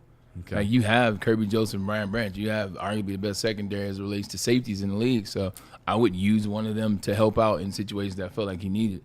But other than that, the difference in Charlie Morton, he's the only one pitching when he's on the mound. He's the only one. You know what I'm saying? Terry and Arnold, he's got 10 other guys helping him, if you will. And if you put one over top, you got a guy directly reflecting your help. Smash that like button. Get involved in the chat. We always welcome it. Love hearing it from you. And Kool-Aid's got more from the chat, including some super chats. Fire away, buddy. Oh, definitely. And thank you guys again, man. Just to echo the sentiments from Shep, thank you guys for the super chats and for supporting us and for hitting that like button. It's a victory day. I want to say Victory Tuesday, Monday, baby. Victory Tuesday. So you guys already know how we get down. Best day these are the best moments in football. Is Victory Monday and Victory Tuesday. You can tell it's a Victory Tuesday or it was a Victory Monday. David Montgomery crashed Aiden Hutchinson's press conference. How cool was that? Huh? That was good to see. I don't know what was brought a smile to my face more, that or the celebration where they were going foaling. It's pretty awesome. All right, look, I got the victory shades on now. We had to do this thing right for the super chat, but you know what? Edric Shelby, $10 super chat, and it currently holds the #1 crown as top fan in our chat family today. Turn up. He says, I think people really sleep on Demo. Of course, he's not as fast as Gibbs, but when you add elusiveness to power running, you get big gains between the tackles and up the middle. Thank you for the super chat. Yeah, I don't think anybody forgot. Realistically, I mean, I hope they did, because that's not gonna fail. That's not gonna fare well for them when we play them. But I think it was more so the injury. I think it was getting back healthy. And I think it was just his first 3 games getting to where the line understood what was going to work for them.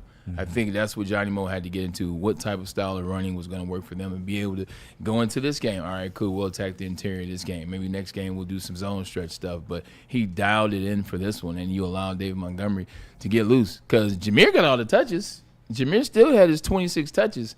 However, Dave Montgomery had 12. Through passing, you're talking about. Well, too. in terms in touches, general. He still got his touches in general. But Dave Montgomery, 12 carries, 151 yards, 2 touchdowns. That was special. But the inside zone blocking scheme worked well for them. Those doubles up front, that was really good to see. Yeah, it was really enjoyable, and I'm happy for Dave Montgomery because he's a guy you can tell he's worked his tail off to get back to what he thought was going to help the team a year ago. I mean, people need to remember, I think he only had 7 touches, 7 carries in that game against Washington. But to your point earlier, just starting him in the first place was a little frustrating for, I think, a lot of people.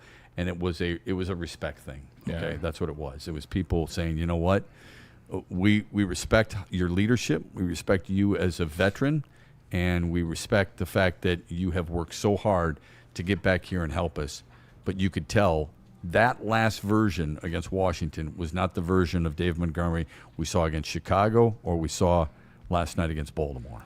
Yeah, and then sometimes, I get it, but, you shouldn't lose a game because you're trying to be nice or you're trying to reward someone's leadership. At the end of the day, it's about the entirety of the team, and the team would understand if he wasn't ready, which he wasn't. Because you can see when he took the first snap, like he didn't really have that pop. He didn't have that pizzazz. He didn't have that irky-jerky, put a foot in the ground, go the opposite way. It was kind of like, All right, put your in. Yeah. If there was one weak part of the team last night, and I was, we've been glowing about how good they were.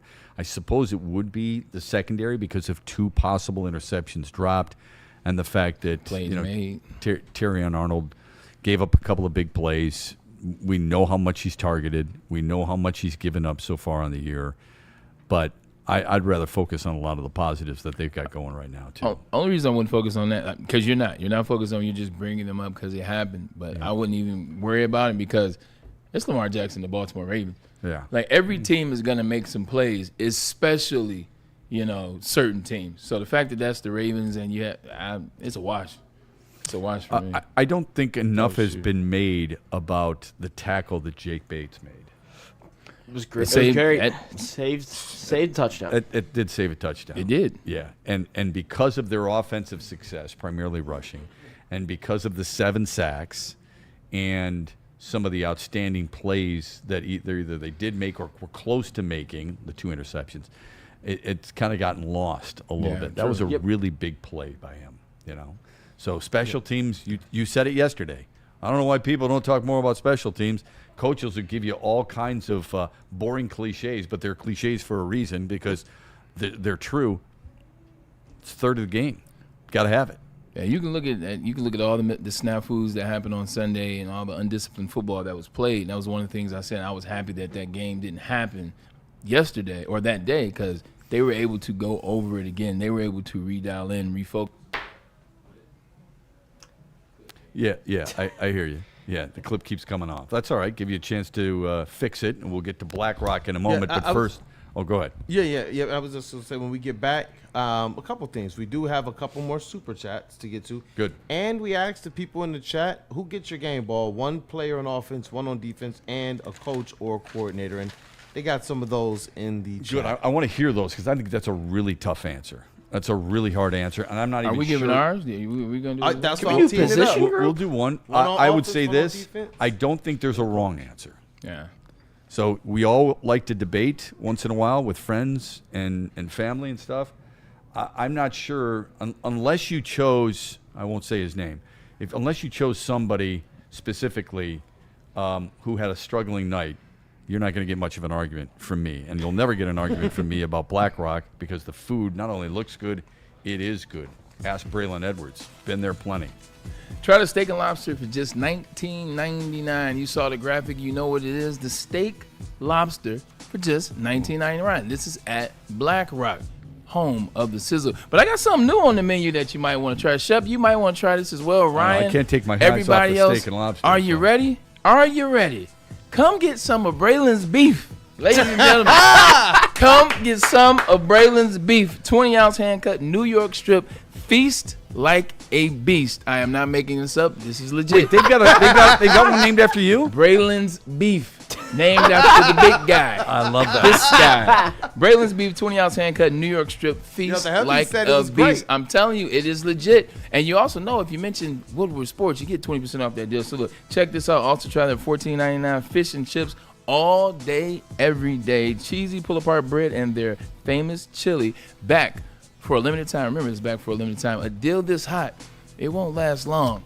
So come to BlackRock where we get it popping all night long. In the words of the coach in Friday Night Lights, remember when he puts a lollipop in his mouth and he goes, all day long, baby, all day long. That's what it's like at BlackRock. And it's almost like all day long at Lady Jane's, too. I mean, Dallas. from 10 to 8 every single day, it is open for you, convenience for you. Walk in, sign in, boom, you're in a chair.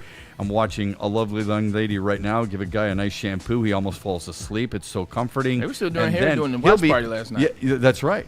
And he'll be out of here by the time we're done because it's quick, it's convenient, it's the best, and it is wicked awesome. The Super Bowl parade in Detroit will be one for the record books. Detroit just does it different. Woodward Sports, your official Super Bowl or Bust Lions network. Why do we fight? We fight to protect the innocent, to hold the powerful accountable, to bring the oppressors to justice. Why do we fight? We fight to secure and preserve our civil liberties, to get each and every one of our clients the justice they deserve, and to make the lives of real people just like you whole again. ThenFights.com. Ever wonder what goes on inside the game? Deep ball's got a man and got him. Touchdown, Braylon Edwards. Join Braylon Edwards and Shep. Edwards has it. 10-5, touchdown. On the Braylon Edwards Show with Shep. Barr looks in zone. Got Edwards for the touchdown. Where they dive deep into the heart of sports. Weekdays from 2 to 4 p.m., they're bringing you expert analysis, exclusive interviews, and a fresh perspective on the sports you love. Don't miss it, only on the Woodward Sports Network. Big injuries, big news. Twice a week, Dr. Jeff Pierce from Michigan Sports and Spine joins Woodward Sports Network for the Injury Insider Report. Big D Energy Tuesdays at noon. Braylon Edwards and Shep Thursdays at 3:30. Get expert analysis and in-depth breakdowns on the latest sports injuries from the man trusted by top athletes in the community, like D-Mac. Whether it's the Lions, Pistons, Tigers, or Red Wings, Dr. Pierce talks us through it all. Don't miss the Injury Insider Report with Dr. Jeff Pierce, your go-to source for understanding the impact of injuries on the games and players we love. Only on Woodward Sports Network. Scan the QR code on the screen or go to MichiganSportsandSpine.com to see if Dr. Jeff Pierce can help you. Every Sunday, there's only one place to get all your kneecapping, hard-hitting Detroit Lions coverage. Start your Sunday with the Lions Weekly Report with Broder and Terry Foster. Then, the Lions pregame show with Neil Rule and Sean Baligian. At kickoff, keep it locked in for all the emotions of the game with a live watch party with the heavyweights. Then, recap the game with the Lions postgame show with Anson. Game days, there's no other place to be than Woodward Sports. Live all game day. Go live at WoodwardSports.com and click on Shop. Get the latest in Detroit sports apparel and exclusive Woodward Sports gear. WoodwardSports.com can get the whole team outfitted. Love the Pistons, Red Wings, and Tigers? We got something for you, too. Shop online at WoodwardSports.com. Last night was a perfect chance for you to enjoy the game in the comforts of your own home with a Buddy's Pizza. 22 locations. We had it here at the watch party. At the watch party, somebody, they're really smart people here at the watch party. May not agree with all their football takes, but agree with their pizza taste because Buddy's has been doing it since 1946. 22 locations, the cornerstone of what Detroit-style pizza really is all about. And when you've got a 79-year track record, your resume speaks volumes if you're a Buddy's owner, a Buddy's chef, and a Buddy's consumer, for sure. Save 10% off your entire order using the promo code 10MEAL. That's 10 MEAL. If you're looking for one of those 22 Buddy's restaurants near you, just go to their website, buddyspizza.com. If you are looking to upgrade your relaxation game, check out Massage Chair House in Bloomfield Hills, Michigan. The new chair should be in the studio in a couple of weeks. Largest massage chair showroom in the Midwest, located near the corner of Woodward and Long Lake Road. Experience luxury comfort with Dr. Eric Duncan, the wellness doc, creator of the top YouTube massage chair review channel. Book a visit at www.massagechairhouse.com or scan that QR code above my head. Massage Chair House, your ticket to ultimate recovery and relaxation. And we back. I went to Massage Chair House yesterday to film a commercial that they will show on the show. It'd be kind of cool. But I got a chance to sit in all their chairs. Oh, man. I can sit in there for like 4 hours. Did you fall asleep? I wanted to, but we were on a time constraint. You were close to falling asleep. It's trust me, the one we have in here, I don't know how old it is. I don't care. I don't know who sat in it before. I don't care.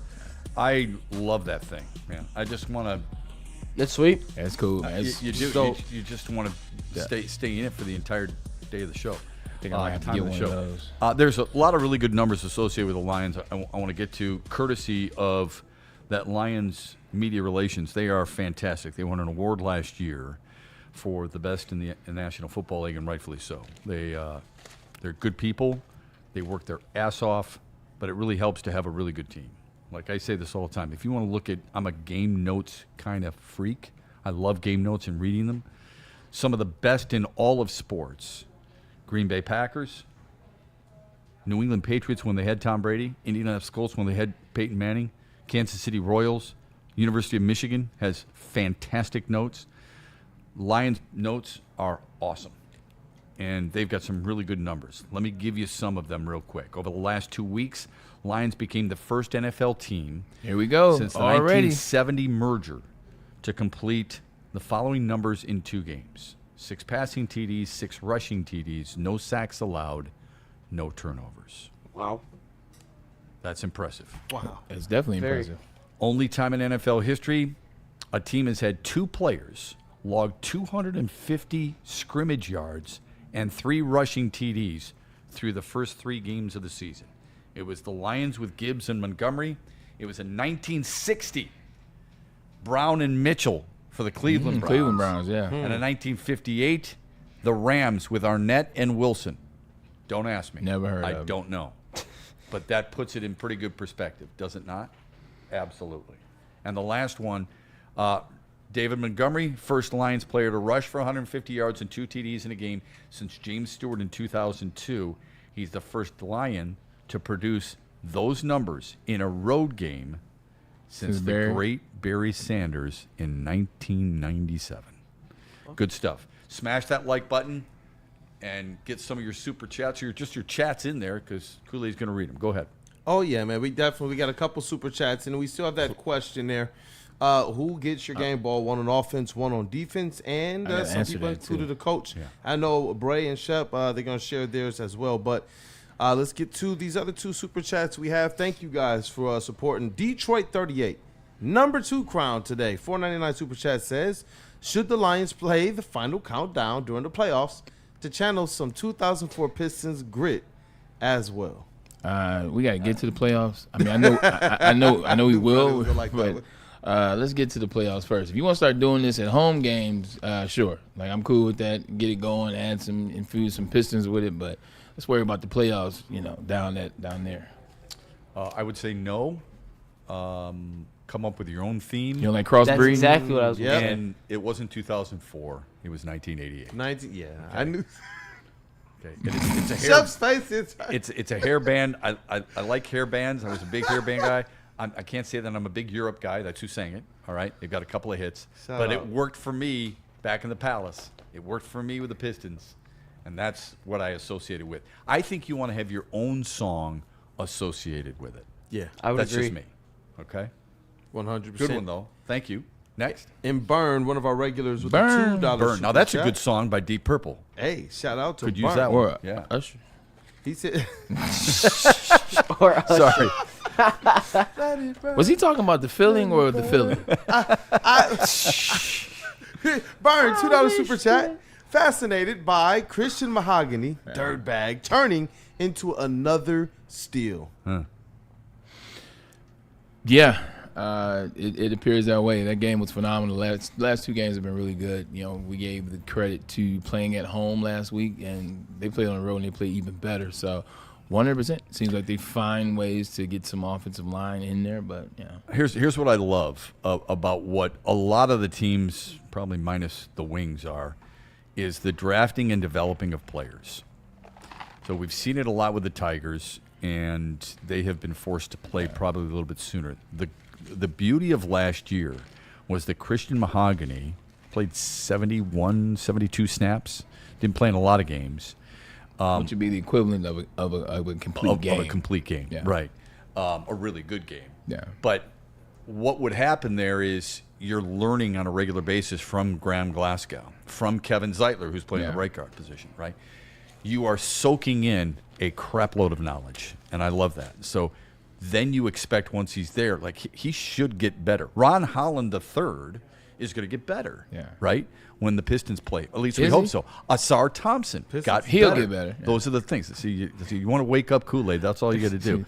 There you go. Mention any Piston player. Yeah, Kool-Aid can't wait till Monday. That's media. I'm glad you mentioned that. I'm gonna just do mine now and get him out the way. Yes, sir. Hank Fraley's my coach of the game. Like it's Hank Fraley. Love that. It's Hank. You mentioned Mahogany, so I just said let me do mine now. It's Hank Fraley, former teammate of mine. He got these guys ready. You remember 2-3 weeks ago where we were at to last week to this week. It's got to be Hank Fraley. He's got those guys humping. He's got them going. So players of the game, no shock here. It's the offensive line and it's the defensive line.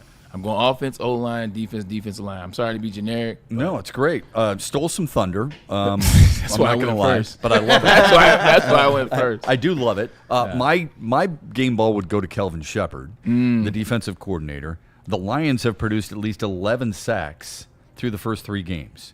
The only other times that's happened in Lions history was 2010, 1997, and 1983. Nothing to show for it. Yeah. Well, I mean, decent seasons, but nothing to show for it, correct. Funny. So what they did this year and what they've done and how they've adjusted and how they've adapted, and you mentioned it, the second half, since the second half of Green Bay. I know you can't throw out the first game, but forget the first half if possible, because Green Bay scored on their first 3 possessions at 17 points. 3 plays, too. Yeah. That second half, they have taken off. Yeah. They've been rock solid. And I'll take that type of production. And as I mentioned earlier, to do it against, I'm sorry, I mean, there are certain guys who raise a bar for you. If you do something against Lamar Jackson compared to doing something against Jake Browning, it's a different story for me. And that's why I'm going to stay patient with Terry and Arnold. I know we don't want to. I know he was getting tore up, excuse me. And that's fine. But Freudian slip. The tide lifts. The tide lifts all ships. Yeah. Like the rising tide lifts all ships. Like you see how good this defense has been playing. You see what the trajectory is for them. He by default will get better. He by default will develop more confidence. So stay the course, and we'll see what Kelvin Shepard can do in helping that. This is the why. This is the small place where they miss Aaron Glenn is because I talk about it. Aaron Glenn, all-pro secondary type player. So this is something that Aaron Glenn could have been tapped into in the season. He might be the guy who's missing him the most. Others might be really taking advantage of Jack. 100%. Jack Campbell. You said yesterday, Jack Campbell will really be big. You expect 10 tackles out of him. I think he had 9. Okay, and I thought he was everywhere. He was, and he Sack. He's a Stop on freaking 4th beast, and 2 man. the second time. Yeah, he's an absolute monster. He just swallows guys up. I think he's an awesome player. I'm glad we got him. I'm gonna stand by my reaction to when the Lions drafted him, based on what you just said. Is I stand by it. Him and Aiden Hutchinson are the same size. He's a big him man. and Aiden Hutchinson are the same size. So I'm thinking back then, I'm like, this is who this is who my will linebacker is gonna be. A guy 6'5", 260. That was my mindset when we drafted him. But you like him. Hell yeah. Film does not lie. Yeah. Film does not lie. He's gotten better and better. It's not like year by year. He's better and better game by game. Yeah. That's he's game by game. That's quite a compliment. And I think that's what makes Braylon's breakdown some of the best. You know what? Yeah, It's not like every one of the projections are going to be right, but he's able to come back and say, look, based on the film, I was wrong. This is why I might be wrong on it, and I like what he's putting It's all out right. there on tape. Hey, listen, I like it. there's no problem saying I was wrong. Yeah. I wish more people could do that in life. We will have a Braylon's breakdown on Thursday. Yes, we will. So we're looking forward to that. Who's your game ball, Cooley? Who? You know what? I got to give the Cade game Cunningham. ball to one Cade Cunningham. No, Not even the right sport. I'll tell you, man, Big Stu came out and played big for him last night.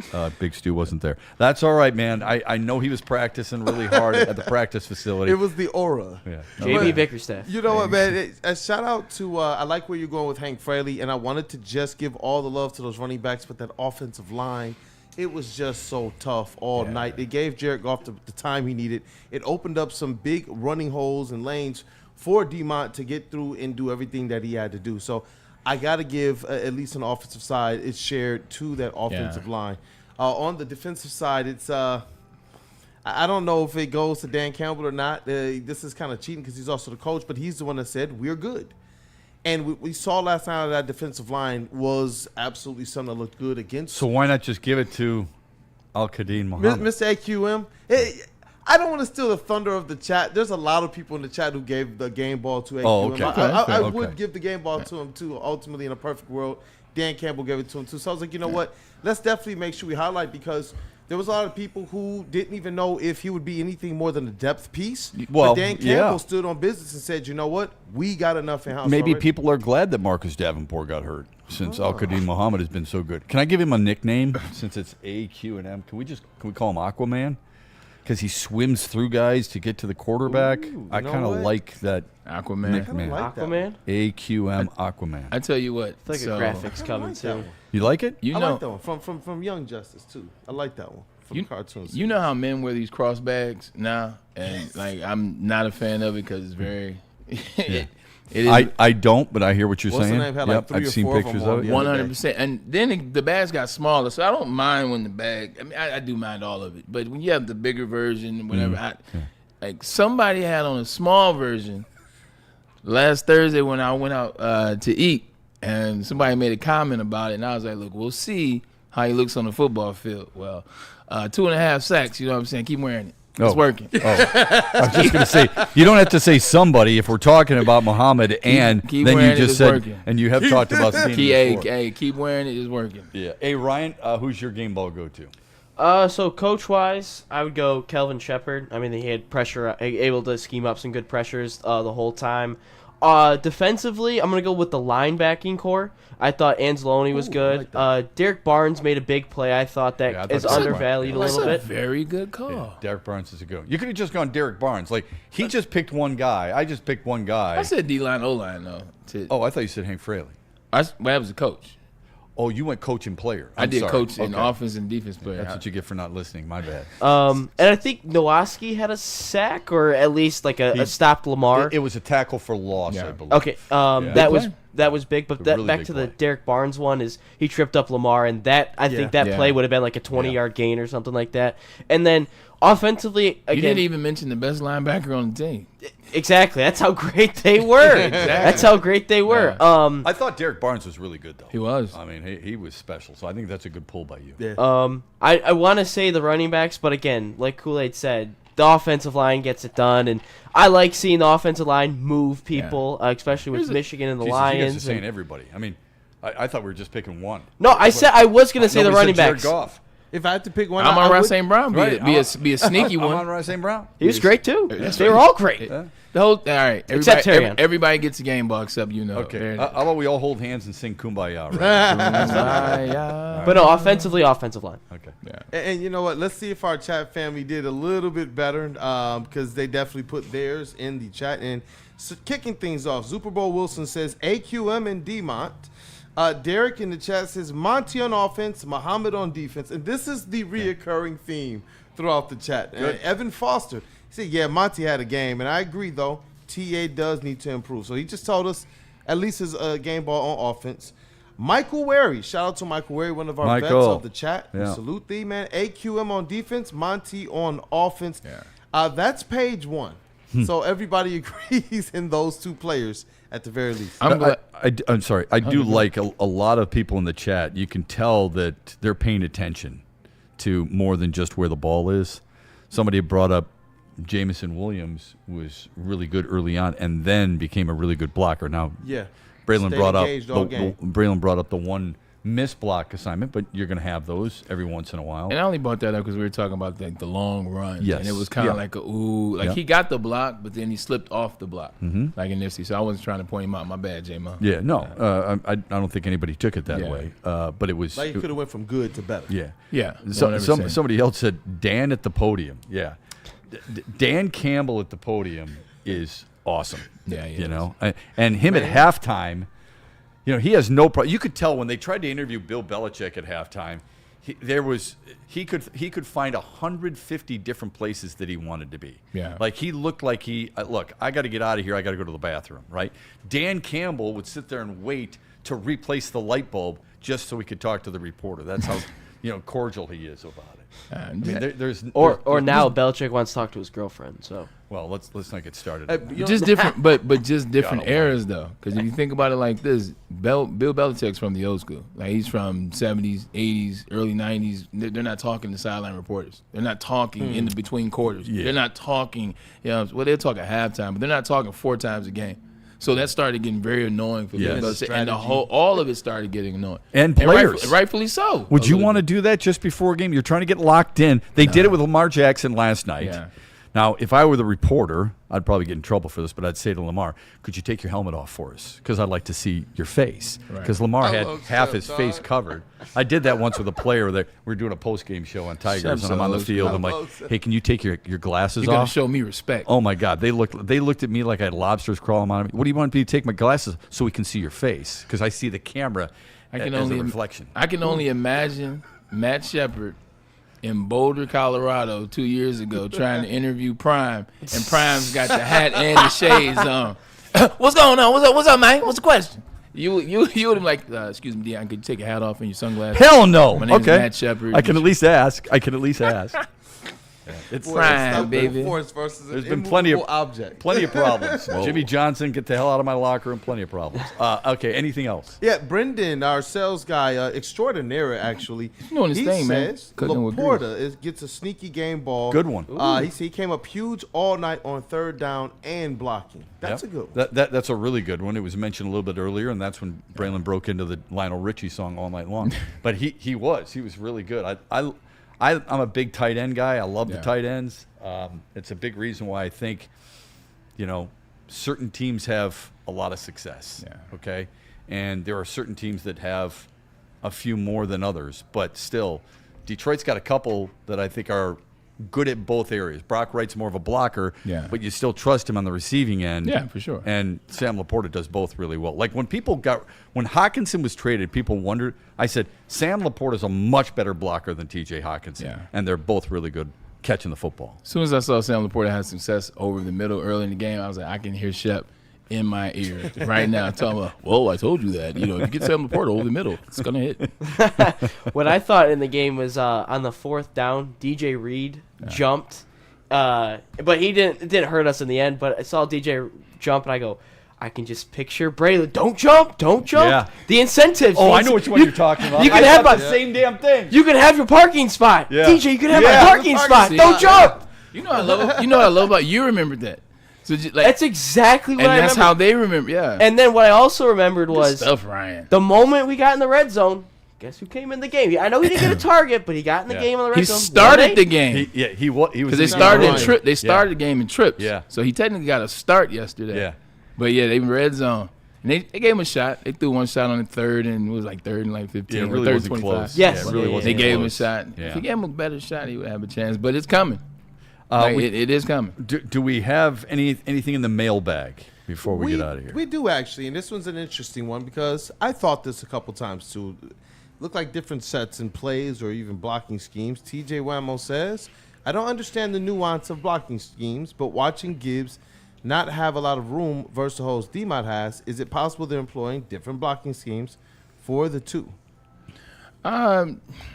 Maybe slightly. I think a lot of times the ones where I talk about with Dave Montgomery, they were zone runs. They took advantage of him being a bigger. Can you explain that for folks? What's a zone run compared to something else? All right, zone runs usually, if you're going left, it's going to be the center and guard, center and your left guard, kick out on the guy and get a double team, the linebacker. They get up to the linebacker level, and then if it's on the right side, it's the same thing. They're taking an area, 100%. not a specific guy. They're taking an the area. zone is, yeah. That's what the zone is, and then what D-Mon's job is to find the little sliver of space, if you will, and be physical in that, and that's what he did. But he's such a gifted runner. He's just not a physical running back. He's got some wiggle too, and you saw a little bit of that. I think they're still figuring it out how they're going to work it with Jameer, because it is a little different when he's in there right now, and that's kind of what I was talking about after the Chicago game. Yeah. I said the line did it. I said the line did okay in the rushing game, but it's still not there yet.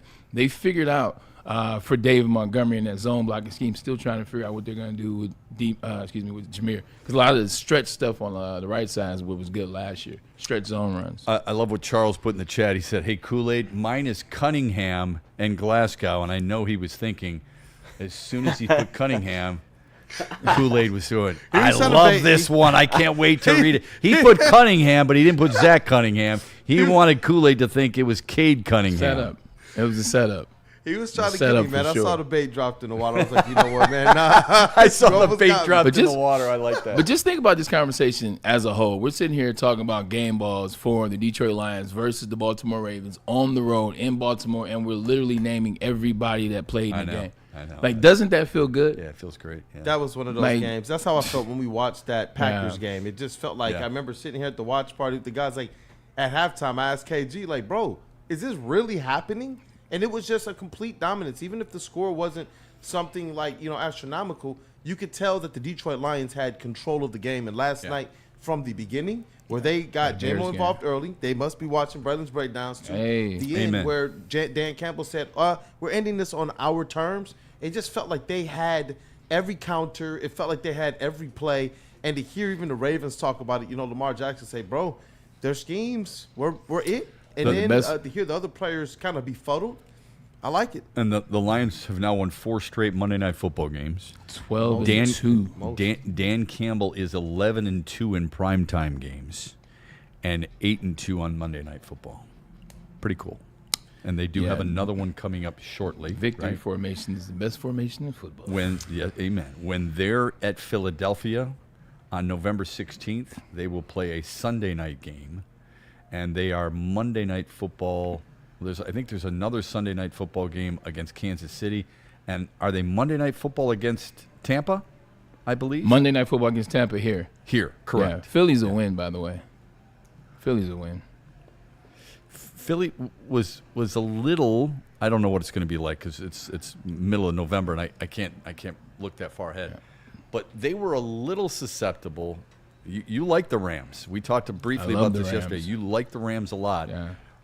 Rams should have won that game. They were at 26-7. 100%. You remember last week where I ranked the Eagles. I didn't rank the Eagles first or second or third or fourth. I ranked them fifth. Yeah. Like I noticed a lot of weaknesses in their game. They finally tried to get A.J. Brown going a little bit, but that's still iffy, if you will. Saquon Barkley hasn't been the Saquon Barkley. I think Lane Johnson is out, not playing the same. Defense has shown a little bit of susceptibility, like you said. So you won last year 100%, and you give the credit in the beginning. You start 1-0, but you start to pay attention. After week 3, they're no world beaters. No, it is different when you're I think they're a better hunted. team. Yeah. Defensively, I mean. Yeah, it's much different when you're being hunted rather than, constantly trying to prove. What I loved most about Detroit's win last night, or one of the things I love most about Detroit, is that they've proved that they can handle some changes. They lose a guy like Marcus Davenport. Say what you want about him. Only 2 games last year, 2 games this year. Will he come back? It's going to be a while, would be the guess. But they lose the starting defensive end, and they replace him and don't skip a beat. They haven't started with one of the best DTs in all of football. They haven't really skipped much of a beat. They lose 2 coordinators. They haven't skipped much of a beat. They're on the road after losing on the road at the beginning of the year against a high-quality team. They don't really skip a beat. You said before the season began, I want to see the Lions beat a team that is Super Bowl quality and beat them in a big-time game, and that's what they proved to you last night, unless you don't think a third week of the season is big enough. No, it's a major game, and they won. They won handily. They beat the you-know-what, and keep talking about that. The 6th game was a thing for me. It was the first 6 games. What did that record look like after the first 6 games? You knew you had to play Baltimore. You had to play Kansas City. You knew you had to play Cincinnati. You knew you had to play a good defensive line and the Cleveland Browns, and you knew you had to play the Bucs. The Bucs just win games. Baker Mayfield is a SOB. And he will find ways to win when it's 1 minute and 30 seconds left. I had them going 5-1. Like, believe it or not, we did the show. The only loss I had them was Baltimore. So I didn't have the Green Bay loss. I had them beating Green Bay, winning and everyone else except Baltimore. Right now, they beat Baltimore. Now look at it. Now Cincinnati has no quarterback. I know. Now the Bucs, they lose more defensive linemen than the Detroit Lions did last year. And Mike Evans is out. And Mike Evans will be out that game. Yeah. And then what's the other? Kansas City Chiefs. You scared of that? Shoot, they're coaching their best 2 players don't even like each other right now. Yeah.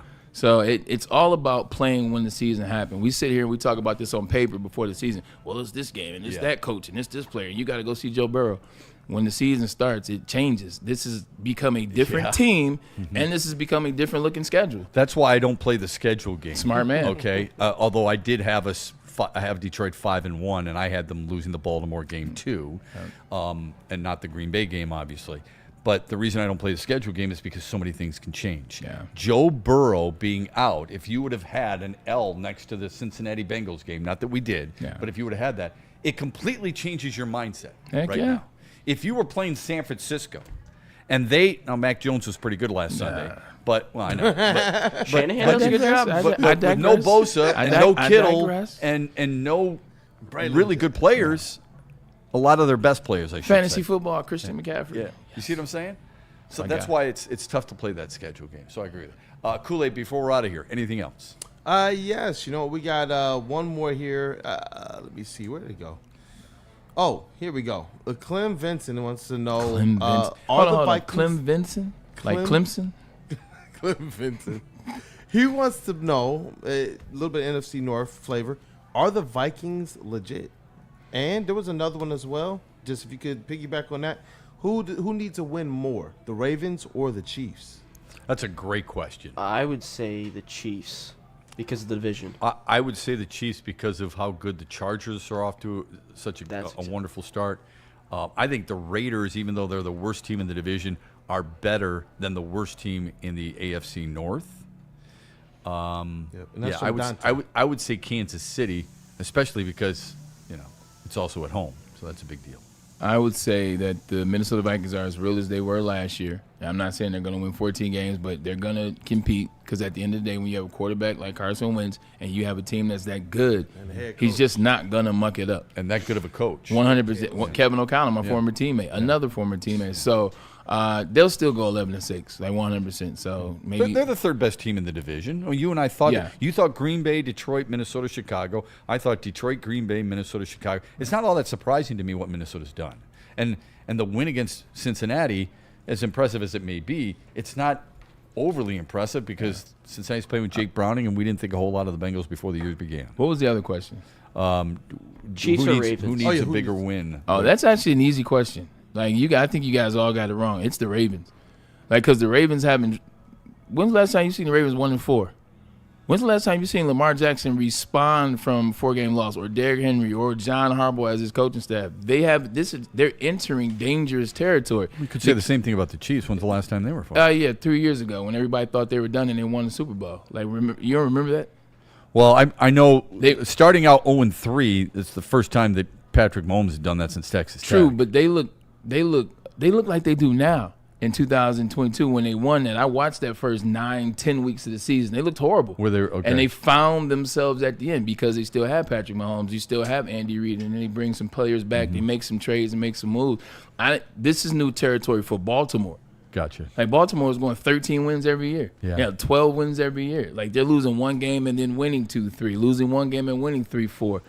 They're in danger of losing 3 in a row. Yeah, I get what you're saying, and I don't think it's necessarily wrong, but I think Baltimore has a wider margin of error in their division because of their division overall. Kansas City has to keep pace with the team that's setting the pace and is considered one of the better teams in the league right now, the Los Angeles Chargers. Thanks to everybody for the chat. Really appreciate it. Enjoyed everybody as always. Kool-Aid, Ryan, and of course the man himself, Braylon Edwards. Back with you tomorrow afternoon here on Woodward Sports, the Braylon Edwards Show, 2 to 4. Don't forget the heavyweights a little bit later on here on the program on this network. They will be talking a lot of Lions and a lot of NFL like they always do right here on Woodward Sports. I wonder what position they'll be talking about, considering the name of the show. Tate Ratledge is their favorite. Hey, don't forget, college football show tonight as well, 7:30. Me, Justin, and Haley on there. There you go. You better give some Michigan love. Oh, it's all Michigan love in that show. That's all it is. Nah, I know. All right, we'll see you tomorrow. Ever wonder what goes on inside the game? Deep ball's got a man and got him. Touchdown, Braylon Edwards. Join Braylon Edwards and Shep. Edwards has it. 10-5, touchdown. On the Braylon Edwards Show with Shep. Lamar looks in zone. Got Edwards for the touchdown. Where they dive deep into the heart of sports. Weekdays from 2 to 4 p.m., they're bringing you expert analysis, exclusive interviews, and a fresh perspective on the sports you love. Don't miss it, only on the Woodward Sports Network.